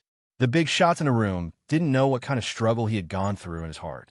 They frowned and asked a few questions when they saw him raise his hands in a strange manner. Cold sweat slid down Jihua's cheeks. The next moment, he realized that raising his hands in advance to surrender was a wise choice. In the darkest corner of the dim room, 2 faces suddenly appeared in front of everyone like ghosts. One of them pointed a gun at Descartes and said softly, "Everyone, don't move." The room suddenly became tense. The big shots, sitting on the sofa, looked at the 2 gunmen who had somehow sneaked in. They were shocked and speechless. The door of the room was pushed open from the outside. The corridor light shone into the room and shone on the 2 gunmen. Only then did people realize that they were wearing dark black combat suits, and their faces were painted with camouflage dark paint. They looked like real ghosts. In the soft and scattered corridor light, a wheelchair came in with the sound of a motor. A curly-haired man sat in the wheelchair. His face couldn't be seen clearly. Only a very thick shotgun could be seen on his lap. Behind the curtain of the sofa on the right side of the room, the small-eyed Special Forces member responsible for protecting Descartes quickly took out the gun at his waist and was ready to shoot when the light shone on the eyes of the 2 gunmen. The elite Special Forces member made the right choice. Unfortunately, he didn't see the 3 smoothly moving red dots and didn't know that there were snipers outside. A slight click came from somewhere on the opposite side of the ceiling. The TP sniper with a silencer fired from a long distance. The elite Special Forces member by the curtain suddenly bounced up and collapsed in the corner. A moment later, blood flowed out from under the sofa. The big shots were shocked by this scene of death. They tightly pursed their lips and sat still on the sofa with serious expressions. Everyone wanted to save face and didn't want to be controlled by others. However, no one dared to be arrogant in front of a sniper rifle. The 2 gunmen, who were as black as ghosts, did not seem to have seen the sniper bullet blowing up the small-eyed elite of the Special Forces. They walked around Descartes expressionlessly and occupied the corner with the largest view in the room. Holding the guns in their hands, they aimed at everyone as suppressive measures. "Who are you?" Descartes, with a pale face, stared at the wheelchair at the door. He looked at the man in the wheelchair whose face was even paler than his own and asked in a trembling voice. The young man in the wheelchair frowned slightly. His pale face was full of hatred.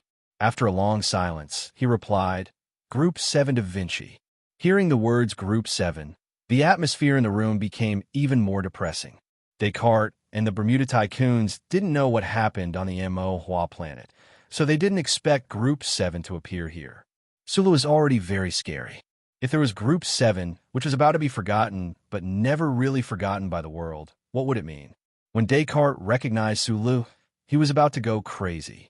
When he found that Group 7 was also acting with Sulu, he fell into despair. When people were in despair, it was easy to hallucinate.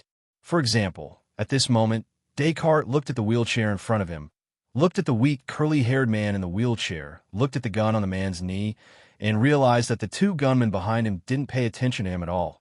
If he rushed over to grab the gun, restrain the weak man, and threaten Sulu and Group 7, he should be able to survive. But why was there such a good opportunity? Was this an illusion? No. He opened his eyes wide to confirm that this was not an illusion. This was his last hope. Descartes trembled and howled. Like a housewife rushing to the supermarket in the morning to buy limited-time bean pods, he suddenly pounced on the wheelchair. Da Vinci in the wheelchair seemed to have expected this high-ranking Federation official to do this. Just as Descartes' howl was squeezed out of his throat, he quickly picked up the gun on his knee with both hands and pulled the trigger without even aiming. A loud boom resounded. The room was filled with the smell of burnt flesh. Descartes' body was sprayed by hundreds of graphite balls fired at close range. He was blown back several meters by the violent force contained in the balls at high speed and heavily hit the railing. Like a broken bamboo, with a crisp crack, Descartes, who came to carry out the president's secret mission, died. His chest and abdomen were a mess. At this time, no one knew if he still remembered the manner and the beautiful woman that the Bermudians gave him, or if he regretted it. The wheelchair came to the front of Descartes' body. Da Vinci spat and looked at the body and said, "I gave you hope, then made you despair. I am playing with you.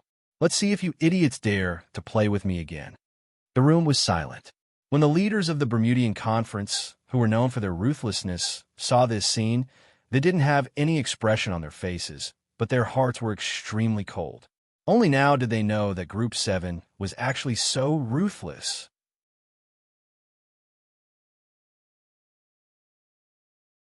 Chapter 9:37.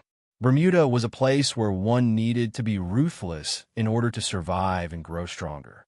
At this time, among the big shots sitting in the private room, which one of them was not a first-class ruthless person who was not ruthless and treated ruthlessness as their livelihood. However, when they saw Da Vinci, who was in a wheelchair, kill Descartes with a single shot, they were shocked like never before.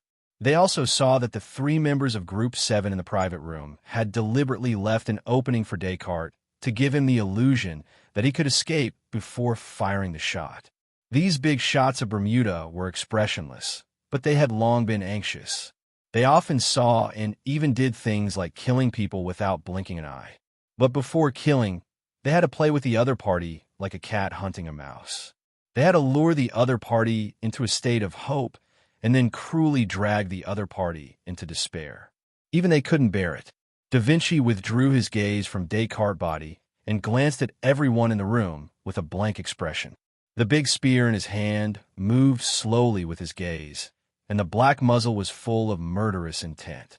No one took the lead or signaled. The big shots in the box did not hesitate to raise their hands to surrender. Their movements were so uniform. Their hands were so high, and their willingness to surrender was so full. In the past, these big shots would never make such a humiliating gesture in front of a soldier they looked down on. They had a sniper rifle outside and 2 guns behind them. Even if they surrendered, they would tidy up their clothes, wear an elusive smile on their faces, and slowly say their willingness to compromise. But at this time, they had experienced too many big events and seen too much blood. They knew how dangerous the curly-haired young man in the wheelchair was at this moment. Because of the rules, none of their subordinates entered the venue with guns, so they had no right to bargain or even pretend to be cool. Don't be nervous. This is a personal grudge between us and the Federation government. As the calm voice sounded, Sulu walked into the box. He narrowed his eyes and looked at Descartes' body under the railing. He didn't show any emotion on his face. He looked at the big shots on the sofa with their hands raised and nodded.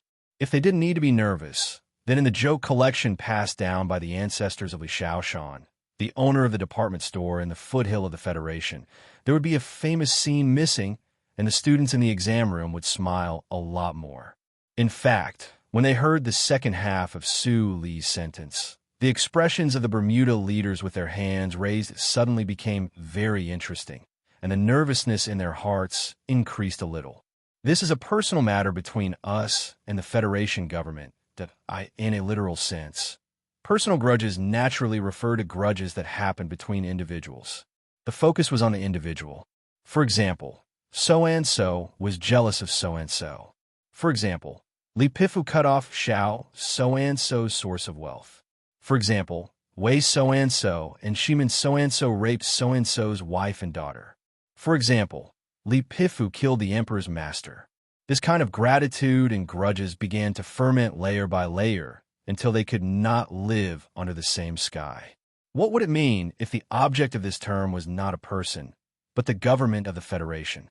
This was equivalent to saying that Su Lu and Group 7 viewed the entire Federation government as one person. As long as the government didn't collapse, this grudge would never end. This was an arrogant and decisive declaration of war. The people in the box were shocked by the hidden valiance in this sentence, and then they immediately felt relieved. If they were to evaluate who had the qualifications and courage to declare war on the entire Federation, then Su Lu and his Group 7 would undoubtedly rank first. In fact, this small-eyed man had already done so 3 years ago. Ji's focus was elsewhere.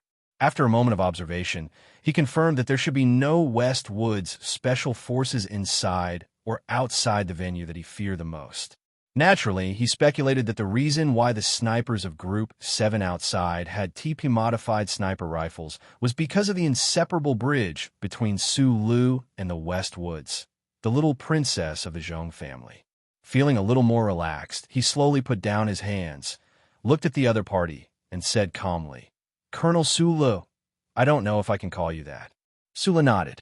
"I don't know why you're interfering in Bermuda's internal affairs, but I think you should know the rules of Bermuda." Ji frowned and said, "If there was a war, there wouldn't be today's boxing match. Since it was decided that the boxing match would decide the outcome, then we have to follow the rules. I respect you and your team, and I hope you can respect the traditions of Bermuda." Su Lu replied, "As an outsider, I respect the rules of Bermuda very much, so we sent people to fight in the boxing match. I even participated in it myself." Looking at the body of Descartes next to the railing and the gun of the small-eyed man in the distance, he continued, "Unfortunately, after we won the boxing match according to the rules, some people didn't seem to want to follow the rules here. They carried guns, and the militants outside the venue seemed to be gathering." He looked up at the Bermuda leaders on the sofa and said calmly, "Since some of you didn't respect the rules first, I don't need to respect them anymore." The Bermuda leaders in the box looked at each other and couldn't help but shake their heads with a bitter smile. The other party was obviously prepared and even had a sniper in the ambush. What could they say when the other party refused to let Descartes go? Su Lu continued, "There's one more thing. Although our target is the Federation government, because I have some relationship with Li Wei in the opposite box, I may have to inconvenience you this time." "Can I have a smoke?" Ji asked. "Go ahead," Su Lu replied.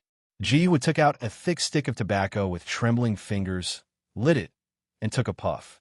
He coughed twice and asked seriously, "I have a question.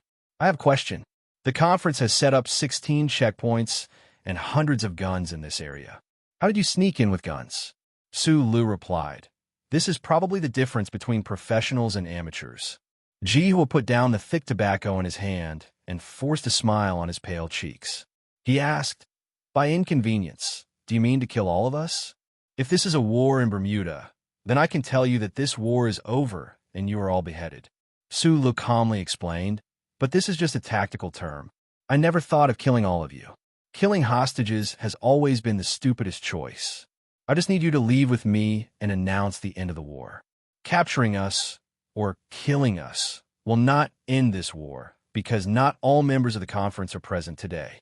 And on this planet, we still have many loyal subordinates who will avenge us." Ji stared into Su Li's eyes and said, "I know you are very strong, but you have too few people. You, or Li Wei, can't bear the anger of the entire conference after we die. This is the real reason why you don't kill. You can also understand it this way. My team is indeed too few. It is impossible for less than 10 people to kill all of your combat troops." After saying this, Su Lu paused for a long time and quietly looked at the leaders of the Bermuda Conference on the sofa. When the air in the box was about to condense, he continued in a serious tone, "But you know who I am." The room was silent. Everyone listened to his speech in silence. "I dared to break into the conference with 16 members and kidnap you. I dare to let you go. I'm not afraid of you going back on your words. You don't have to be afraid. If you suddenly go back on your words after the war is over, you may be able to capture Garth City, take away all of Lin Banshan's assets, and kill my friend Li Wei and his subordinates. But at that time, I will definitely kill all of you, including the members of the conference who are not present today. As long as one of you goes back on your words, I will kill you. Whether you hide in the most remote star region or find a backer like the Emperor of the Empire, I will find you and kill you.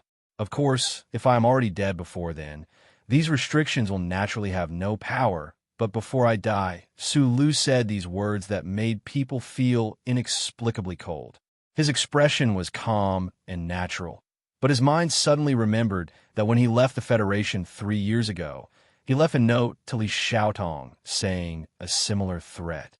He smiled with emotion and said calmly to the leaders of the Bermuda Conference in front of him, "Please believe in my ability to keep my promises and fulfill them."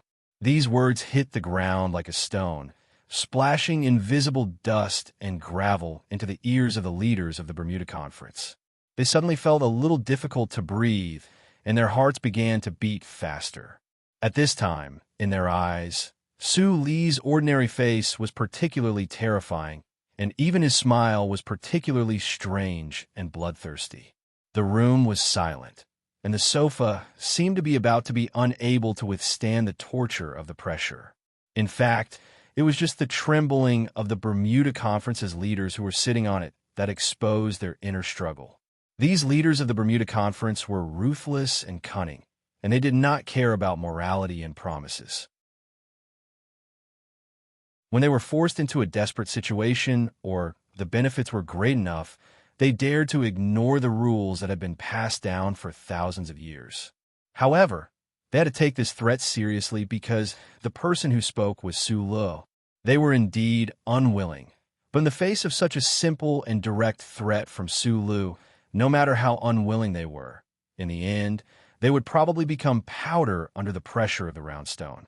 A casual gust of wind would blow them away without a trace, just like the ashes of a person after death. The red leaf of S2, the little white flower of Ka Chifeng, the revenge from morning to night, the battle between one person and the Federation. Everyone in the world knew Su Li's temperament. They knew that this person would definitely do what he said he would do, and he would definitely do it, no matter how difficult or bumpy it was. On the iron-blooded road, paved with hard stones by this small-eyed man, countless members of the Federation, generals, and princes of the Empire had died in his hands. The leaders in the box were the real big shots of the Bermuda Conference, but compared to the names that once shook the universe but now became ghosts, they were nothing.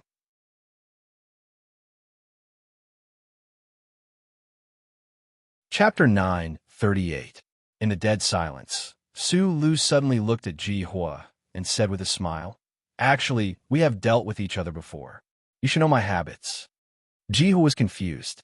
Since he took over the business, he had been smuggling all kinds of firearms. The people he dealt with were either gang leaders or organizations that couldn't be exposed, but he didn't remember meeting them. Su Lu reminded him, "There are 3 ships that disappeared." Ji Hua's expression suddenly stiffened. The thick cigarette that had been burning between his fingers fell to the ground with a bang. He stared at Su Li's face, speechless. As the only distributor of the TP sniper rifle, no one knew how tempted Ji Hua was when he saw this batch of goods. There was even one time when he was tempted by the little red dots and tried to swallow 10 boxes of sniper rifles for himself or sell them to the Federation or the Empire at high price. However, just as he was preparing to carry out this matter, the 3 most advanced arms smuggling ships under his command suddenly exploded for no reason and turned into ashes in the dark universe. The furious Ji Hua conducted a detailed investigation of this matter and confirmed that there were no outsiders mixed into the 3 ships from the dock to the departure. So, why did these 3 ships explode? At this time, an email from the mysterious supplier of the TP sniper rifle revealed all the answers. The supplier indifferently reminded him that if a similar situation happened again, it wouldn't just be 3 ships that exploded. The mysterious and unimaginable ability of the other party made Ji Hua extremely cautious and honest in the subsequent TP smuggling projects. It wasn't until this moment that he realized that the mysterious supplier was actually related to Su Lu. Jihua picked up the thick cigarette from his feet and pressed it into the ashtray to crush it. He looked up at Sulu and said with a hoarse voice, "I agree with your suggestion." The fiercest and most unruly firearms tycoons had already expressed their submission.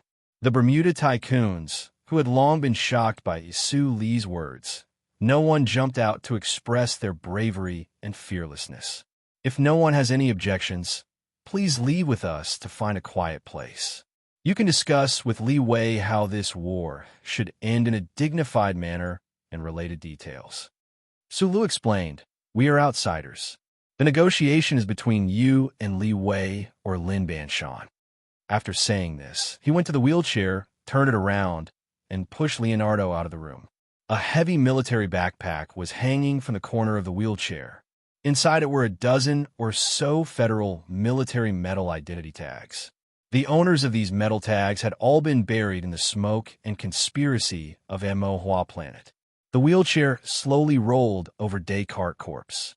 Da Vinci coldly glanced at the corpse and calmly placed the big flower spear on his knees. Da Vinci's closest and most loyal team members had all been sacrificed when the two NTR camps were ambushed by the special forces of Small Eyes. Although he had managed to keep his life in the Southwest War Zone, the spaceship's medical cabin had not been able to save his two legs. He had been forced to amputate them, and there were even some terrible sequelae. Sulu patted him on the shoulder and didn't say anything. Everyone knew that Descartes was Pabre's loyal dog. In this operation, everyone had deliberately left him for Pabre to kill, because everyone knew that the person who hated the government the most was him in the wheelchair. The corridor was crowded with people. The people who seemed to have disappeared earlier suddenly rushed in. Those bodyguards who didn't carry guns or secretly carried a few guns watched their boss being escorted out by the members of Group 7. They didn't dare to make any big moves. As the wheelchair was pushed forward under the two black barrels, several Bermuda heroes silently followed. The crowd in the corridor subconsciously separated to two sides. It was like the waves were separated by magic. It wasn't spectacular, but it left a deep impression. At the end of the corridor stood Li Wei and his members of the orphan gang. Those orphans and youths, who were known for being ruthless and fearless, looked at the men walking towards them. They smelled the distinct scent of the iron-blooded military camp on them. There was no longer any indifference and cruelty on their faces, only doubt and vigilance. They helped the orphan gang win the boxing match in the ring, and then captured the leaders of the conference. No matter how they looked at it, they should be their friends. They came to help them, but why did they help them? These men, who were obviously from the military, could easily sneak into the venue with guns and capture those terrifying heroes. The strength they showed was too terrifying. It was so terrifying that the orphan gang was full of anxiety. Only the ignorant could be fearless, and only the unloved could be fearless. The orphan gang was able to hold on for a month in this war and force the Bermuda Conference into a deadlock because of this temperament. But at this time, they knew that the small-eyed man who was pushing the wheelchair forward was Sulu, so they were afraid and vigilant. People in the underworld had infinite respect for this name, but he was from the Empire. Then, were the men around him the legendary Imperial Royal Special Forces? What if the other party suddenly turned hostile and wanted to occupy Bermuda? At this time, the orphan gang was shocked to find that their leader, Li Wei, didn't seem to see the black barrels of the other party at all. He also ignored the warning glances of the people next to him and just walked forward. Sulu let go of the hand that was pushing the wheelchair. The two opened their arms and hugged silently, patting each other's back hard to show how much they missed each other. There were many cars, armed men, and powerful guns outside the venue, but Sulu and his team didn't seem to see them at all. They silently boarded the car and drove to the southern suburbs of Garth City. The Bermuda leaders waved their hands to signal their subordinates to stay calm. After making a few phone calls, they followed Li Wei's team to another place. Not accepting the orphan gang's arrangement, Sulu and his team members chose a hotel in the southern suburbs of Garth City and slept soundly for the night. Zhong Wein was on the spaceship and was taken care of by Philip. Although most of the people in Bermuda knew that they were coming, They weren't too worried because of the scene in the venue. The next morning, Su Lu woke up, washed up, and had a simple breakfast. He then went to the window and looked at the bleak scenery on the streets and the scenery of a foreign land. The door was pushed open. Su Lu looked at Li Wei's haggard and tired face and said with a smile, "A night of negotiation is more difficult for you than a month of war. I really don't understand why you insist on that dream. When we were young, we saw the gangs in Zhonglo Street. Who needs to negotiate every day?" Li Wei frowned and walked over. He took the teacup from Li Wei's hand and drank 2 mouthfuls. He then handed over a stack of documents and said, "Although we have been arguing about the details for a long time, and the medical fees and compensation are a headache, there are basically no major problems. We have agreed to withdraw our troops immediately today." "What is this?" Su Lu looked at the documents in his hand and asked. "The armistice agreement. The other party requires you to sign it. Although I'm the one in charge of the negotiations, and we're talking about Brother Mid-Mountain's property, it's obvious that if you don't sign your name, those old guys won't believe it at all." Su Lu smiled, took the carbon pen, and signed his name. After drying the handwriting, Li Wei took the documents and walked out of the room. When he reached the door, he suddenly stopped and looked at Su Lu in silence. After a long time, he sighed and said, "I didn't expect to see you again in this life. We are still young. As long as we don't die, we will see each other again. I will immediately send someone over to change your accommodation." Li Wei waved the ceasefire agreement in his hand and said with a smile, "When I come back, if you are well rested, I will take you around. This is now my city. Look at your smelly face." Su Lu shook his head. When he heard the word around, he was tempted. He had been to Bermuda 3 years ago, but he had never had the opportunity to walk around this strange star field. After thinking for a while, he contacted Philip. "You and Little Watermelon come down and play." At around 10 o'clock, Su Lu and his team members changed hotels. Xiong Lin Quan and the others were taken care of by the admiring youngsters of the orphan gang, while he was dragged out by Li Wei without hesitation. The expensive silver Phantom slowly drove on the street. Su Lu curiously looked at the street through the window. The spaceship arrived at Pop's Star 2 nights ago, and after landing on the surface, he had been collecting information and preparing for battle. He did not have the opportunity to take a good look at the strange buildings. The architectural style of Bermuda was different from that of the Federation and the Empire. Although it was somewhat similar to the Federation, there was also a big difference. The appearance of each building was very different, and the lines were particularly strange. If one wanted to praise it, it could be said that it was very artistic.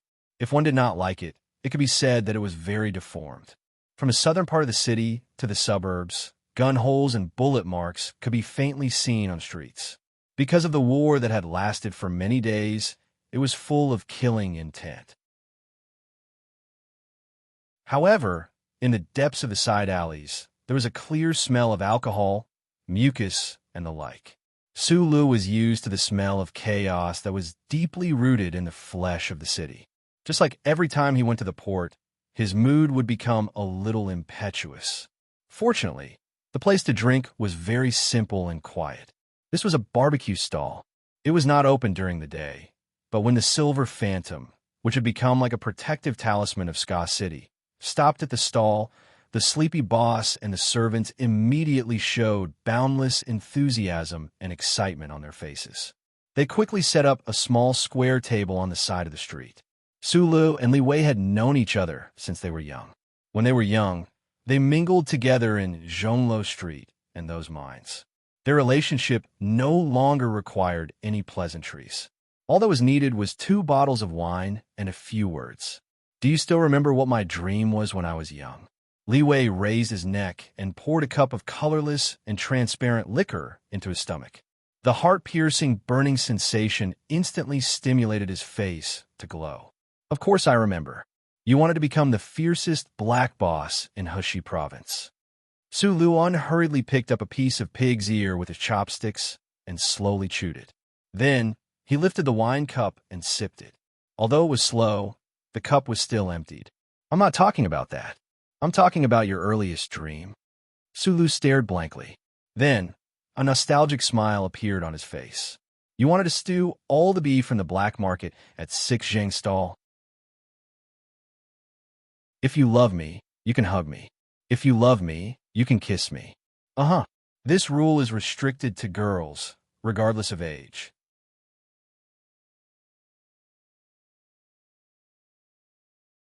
Chapter 9:39. Li Wei also laughed, his fingers rubbing the greasy wine glass. His face was full of nostalgia as he said emotionally, "Yes, this was my original dream. I like Bermuda, other than the fact that it's simpler than the Federation and the rules of reason with fists. The food here is more to my liking. You like meat? I like meat too. In fact, I found that as long as you're human, who doesn't like meat? Of course, I'm talking about the real kind of meat." Li Wei drank a glass of wine and narrowed his eyes as he reminisced about the past.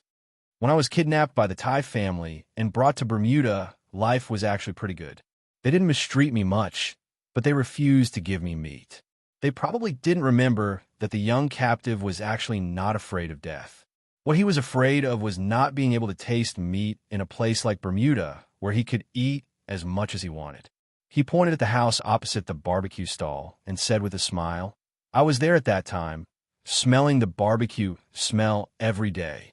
Back then, in order to threaten Sulu, the Madam of Macho's back mountain kidnapped Li Wei from Donglin to Bermuda. For Li Wei, who had never experienced any real danger and lived in the remote Donglin, he could imagine what kind of soul-stirring experience and what kind of painful memories it was. Sulu raised his glass and drank it. He had never asked about the details of what happened back then. As a brother, he didn't need to ask. "The first time we met at the Federation, you treated me to a barbecue in Wangdu. It tasted good, but it was a pity that there wasn't any real meat." Li Wei wrinkled his nose and sniffed the barbecue smell behind him. He said, "I've never forgotten the smell of this barbecue stall, especially the roasted lamb leg.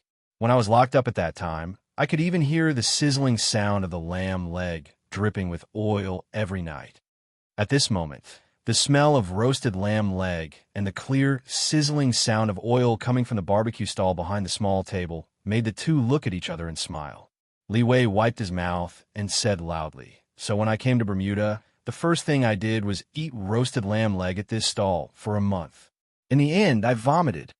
The owner of the barbecue stall heard half of the conversation and deliberately complained, "Master Wei, look at what you're saying. My barbecue leg of lamb is known as the best in the entire universe. Why would you vomit after eating it?" A burst of pleasing and flattering laughter sounded around the barbecue stall. The smile on Li Wei's face gradually disappeared. He looked at Sulu and said seriously, "Did you hear that? I am no longer Li Wei, nor am I Brother Wei. I am Master Wei. Eating meat to my heart's content was my initial dream. Being a real mafia boss is my eternal dream. I've already completed the first one, and I've also completed more than half of the latter one. You interfered yesterday, and I can already see the success. I said in the car just now, this city is now mine." Su Li's thick eyebrows slowly furrowed. He put down the chopsticks in his hand and looked at Li Wei. He wanted to say something, but in the end, he didn't say anything. Li Wei looked at him angrily and scolded, "I didn't sell drugs, I didn't force women into prostitution, and I didn't kill the innocent. Fuck, you've been nagging like an old man since you were 3 years old. Now we're already 30, and you're still like this. You're so annoying." Su Lu scratched his head and laughed. "What's so annoying about this kind of thing?" The roasted leg of lamb was ready. Li Wei took the plate from behind and cut a piece for Su Lu. He then put a piece in his mouth. He frowned and resisted the urge to vomit. He swallowed a mouthful of wine and said vaguely, "Be serious. Let's be serious. What I want to say is that my life dream has been fulfilled." "I know you didn't have any life dreams since you were young, but now that you've made it this far, you must have a lot to do this time. If you need my help, you can't be polite with me. I have no regrets in life now. No regrets, do you understand? This means that I don't care about anything." It was a very crude and simple sentence, but it was definitely not a jerk. The atmosphere at the small square table was warm. Sulu looked at Li Wei, who was spitting saliva with his head lowered. He suppressed the emotions in his heart and asked with a smile, "You don't care that I'm from the Empire? You're a proper member of the Federation. You used to be a hero of the Federation, and I used to be a gangster. Did you care?" Li Wei looked up at him and asked seriously, "After you escaped from the Federation, I thought you would come to Bermuda to find me. I told you before that I would prepare a backup plan for you in Bermuda. Why didn't you come to find me?" Sulu was silent for a moment before he replied with a smile. "It's indeed inconvenient. I'm not lying to you. I'm now a proper prince of the Empire." "Fuck," Li Wei said self-deprecatingly. "I knew it was because of this. I thought you would never see me again after you became the Emperor of the Empire. The Emperor also has a few poor relatives." Sulu deliberately mocked. Li Wei mocked back. "Even if you became the Emperor, you relied on your parents. Using the word you taught me when I was young, this can only be considered a genital revolution. I'm different from you. The orphan gang's territory was built by me. I admit that Big Brother Mid-Mountain only took a second look at me because of you, but I won't be polite with you on this matter." He raised his glass and said seriously, "My ability is really good. Although it's definitely not as good as yours, I still have a few tricks up my sleeve." Sulu understood what Li Wei meant. He knew that he would definitely have to return to the Federation to participate in that seemingly hopeless battle, so he wanted to help him. However, Sulu might accept this kind of help because Li Wei had his own subordinates who needed his protection. Hence, he changed the topic directly. "How have you been in Bermuda these past few years?" Li Wei understood what he meant and simply stopped talking about it. "Not bad. Bermuda is rich in resources. The biggest income is from smuggling to the Federation and the Empire. Irregular trade accounts for more than 90% of the annual income. The most important thing is the cargo route. Because of the war in the Left Sky Galaxy, Bermuda is now a little bleak." Li Wei pointed at the road they came from and explained, "When the war is over, you will see that this place is really lively, especially those cargo spaceships. The density of spaceships taking off and landing every day is so high that it's hard to believe. I know a little about the Federation's smuggling." Sulu took the knife and began to cut the rest of the roasted lamb leg. He asked, "There are many things I don't understand about the Empire's smuggling. Our Empire's crown prince is now traveling incognito and caring about the economic lives of his subjects?" Li Wei joked, "I've seen the smuggling ships of the Empire's nobles." Sulu put down the knife and gestured with his fingers. He frowned and said, "Those ships are very small and can't carry people at all. And before 72 years of the constitutional era, the Empire had no way to pass through the warp hole. How could they collect money from Bermuda's smugglers and complete such a transaction? Those ships are called shuttles. The probability of safely passing through the Gary corridor is very high." Li Wei put down the wine glass in his hand and shook his head. "You used to be a war hero of the Federation. Don't you know that the Empire has been sending small spaceships carrying the Royal Special Forces to force their way through the warp hole for decades?" Sulu spread his hands and said, "I do know about this. At that time, I only thought that this method was pushing the elites into a sea of fire. It was too tragic. Could it be that it has something to do with the smuggling on both sides? Even if they were pushing the Royal Special Forces into a sea of fire, after 70 years, there were always some lucky ones who survived. They didn't get crushed by the warp hole and escape the glory of the Charter. In the end, these people all came to Bermuda." Sulu remembered that Group 7's main combat mission was to use an unofficial identity to fight against the smuggled Imperial Special Forces on the mineral stars in the Bermuda region. Madman Lee's first battlefield was also in these places. I don't know how many of the Empire's Royal Special Forces are in Bermuda. Some of them may have disguised themselves as coolies, while others may have become merchants, hiding on these planets. Li Wei looked at the buildings under the blue light and said, "There may be people from the Empire in this city. This barbecue stall owner might be one of them. I even suspect that there are people from the Empire among the leaders who didn't participate in the war. If you reveal your identity now and shout that I am the Empire's Crown Prince Sulu on the street, maybe someone will immediately run out and kneel in front of you with their whole family. They will give you their decades of wealth and guns to pledge their loyalty to you. Sulu smiled bitterly and filled the glass. More than 60 years ago, there was a former member of the Bermuda Conference who tried to renege on a huge deal. He had many loyal subordinates and powerful guns. He thought that since the Empire's fleet couldn't come over, why should he be afraid of you? What happened next? Sulu asked with a frown. Later, this former leader was assassinated and finally died. It's that simple. Simple. Li Wei recalled the famous Bermuda story, shook his head, and sighed. Regardless of whether you were eating, visiting prostitutes, or having sex, dozens of Imperial Special Forces hidden in the city hunted you down day and night without regard for their lives. This went on for 3 whole years, and everyone had to die. Suli's fingers that were holding the glass slightly stiffened. He couldn't help but feel a chill as he thought of the bloody and ruthless hunts of the past years. There were a few such stories in the old days, and the ending of each story was the same. The Empire didn't care how many hidden elites they lost. They just wanted to kill your whole family. Since then, although the smuggling trade between Bermuda and the Empire was still one-sided and unregulated, no one dared to renege on the deal anymore.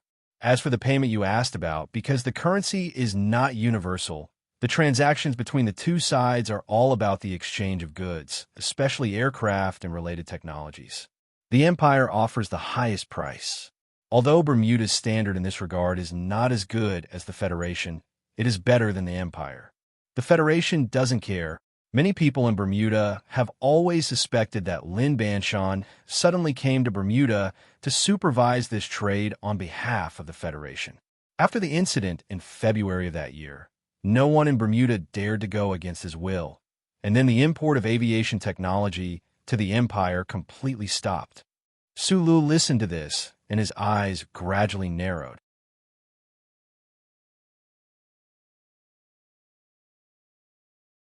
Chapter 940. Sulu admired Lin Banshan very much. This admiration was not the kind of reverence that Lin Dohai and Nan Xiangshou had for the second generation of the 7 great families. Instead, it was a faint yearning for a certain kind of bearing that he could not possess. When he first saw the man with mountain-like shoulders in the high-speed train carriage of the first port, he was an ordinary technical director of the Nutshell Company. The other party had been a legend for more than 10 years and had single-handedly made a name for himself in the world. After a few years of occasional contact, he went from a technical director to a felon of the Federation to the successor of the Army God. However, Lin Banshan was still Lin Banshan. There seemed to be no obvious difference between the two, but he had to admit that the man's aura seemed to be born naturally. Standing there, he was like a mountain. Just by looking at him from a distance, he could see his elegant demeanor. It was something that a mind pit stone like him could never learn.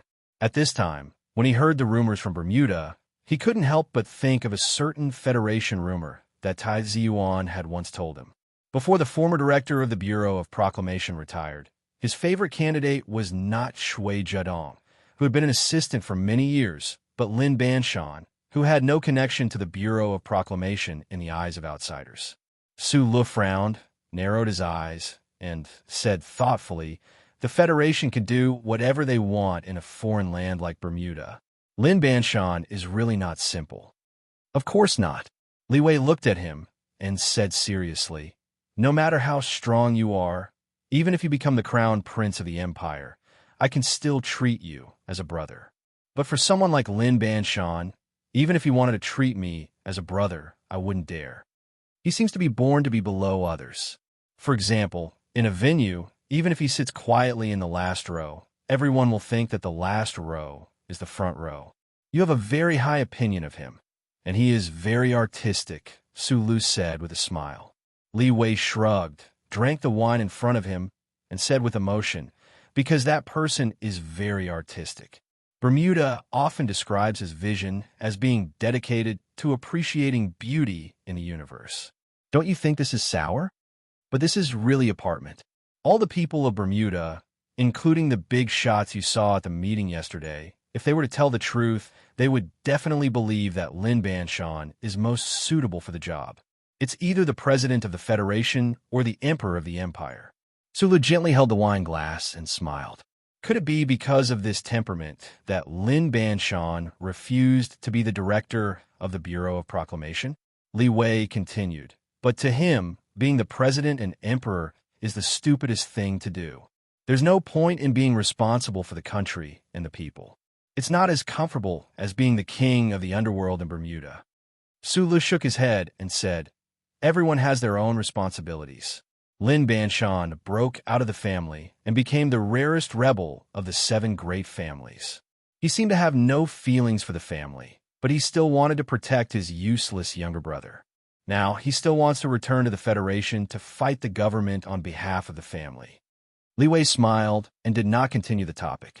He said casually, now, Brother Banshan's son is still in Garth City. His favorite woman is called Li Feirong. Coincidentally, she has the same surname as me. A few days ago, she wanted to recognize me as her brother, but I refused. But do you want to see them? Sulu replied, no, I'm here in Bermuda for business. Speaking of business, although the armistice agreement has been signed, those old guys in the meeting will definitely not dare to go back on their words in a short time. But what if the Federation government directly sends people over? Even if the charter states that they are dead, they can still think of other ways. I don't have the confidence to go against the Federal Army. A worried look appeared on Li Wei's face. Sulu admitted that his worries were justified. The Federation's charter clearly stated that the government could not interfere in the internal affairs of Bermuda. However, the arrival of Descartes and the mercenaries under Nutshell showed that these restrictions were just a thin layer of fiber paper with no real binding force. That's why I'm here. He looked at Li Wei and said, after Lin Banshan left Bermuda, the biggest influence on this star field is not the Federation or the Empire, but the West Woods. Li Wei vaguely guessed what he meant. He frowned and asked, in the past few years, many of the troops loyal to the Zhong family in the West Woods have been transferred to the front lines.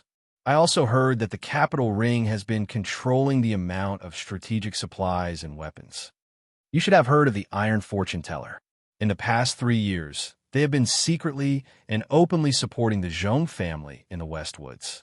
As long as they have money, it is possible. The basic equipment of the West Woods military is still guaranteed. Of course, their current strength is definitely not as strong as when Commander Zhong was still alive, but it is not difficult to intimidate Bermuda.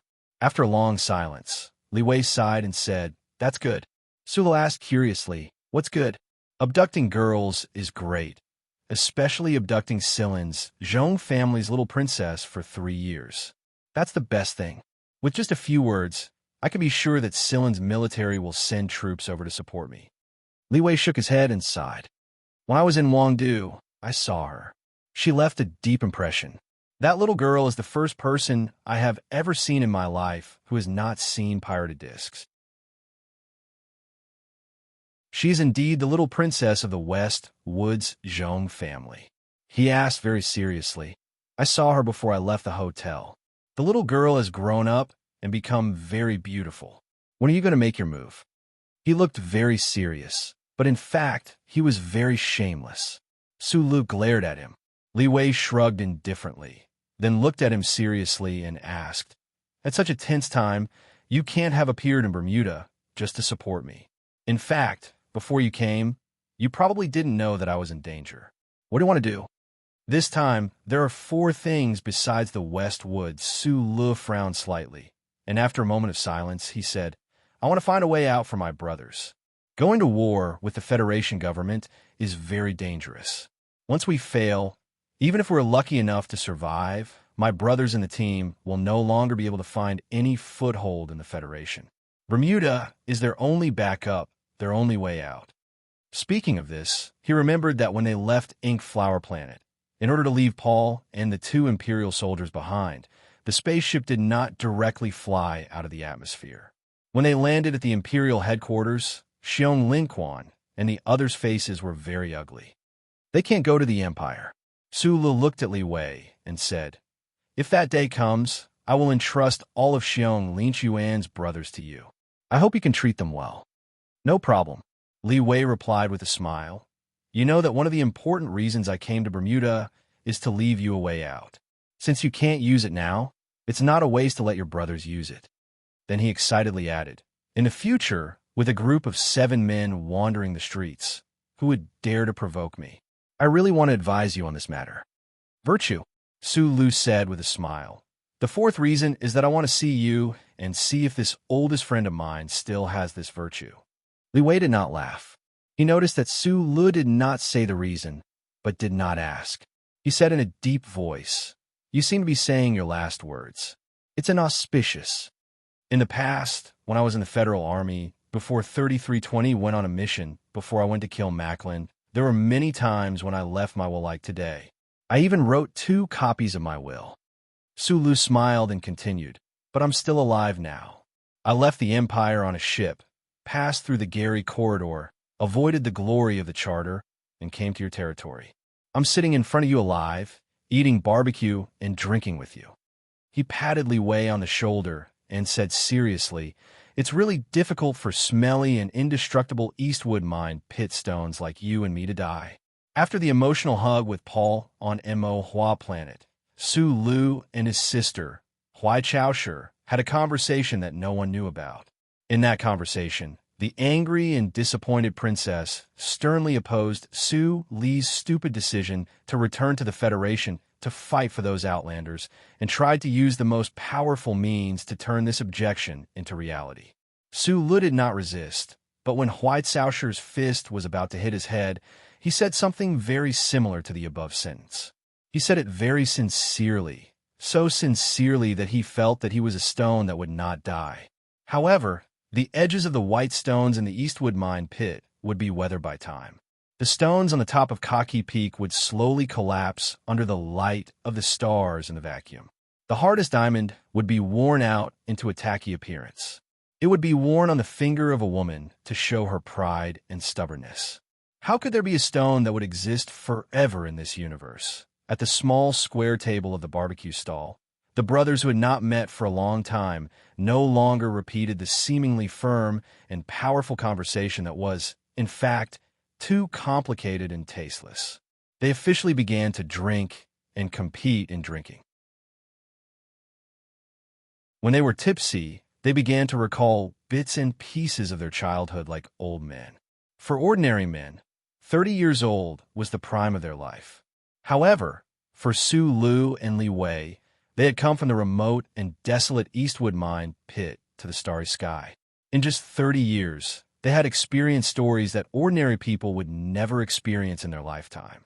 They were still young, and their mentality was not old, but the past suddenly became extremely distant. If they did not try to recall it, they were afraid that they would forget it. Why was the green hills of the Hushi region so beautiful? How could such a lush shrub grow on the barren red soil? Why were the stones in the depths of the mine so smelly? So much so that the Eastwood stone became synonymous with smelly and hard. This was all thanks to the Eastwood orphans who had been peeing all year round. The 2 drunk men helped each other out of the barbecue stall, walked into the alley, unzipped their pants, and began to pee in broad daylight.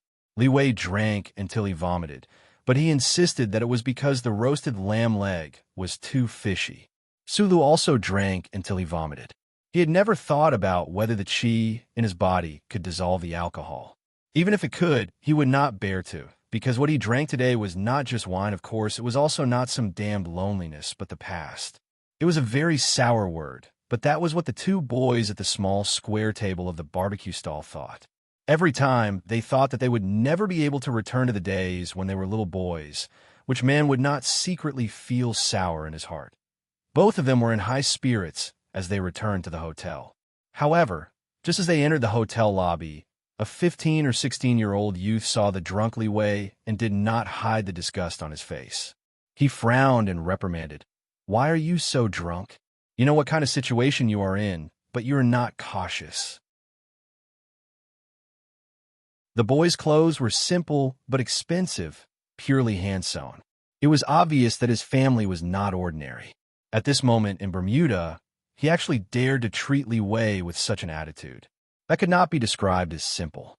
Su Lu, who was drunk, did not see the boy's clothes clearly. This boy dared to be rude to Li Wei. His eyebrows slowly raised, but when he noticed the next scene, his thick eyebrows suddenly smoothed out but his eyes narrowed. This was because he saw that the boy in front of him was holding a fair and delicate hand. Zhong Weiyan's small hand. You're tuning into the Romance Rendezvous YouTube channel. We're so grateful for your support, and don't forget to subscribe to join us on this incredible journey through captivating stories. Your generosity through donations truly makes a world of difference, as it's the primary source of revenue that allows me to expand and enhance this channel for you. Thank you from the bottom of my heart for being a part of this adventure.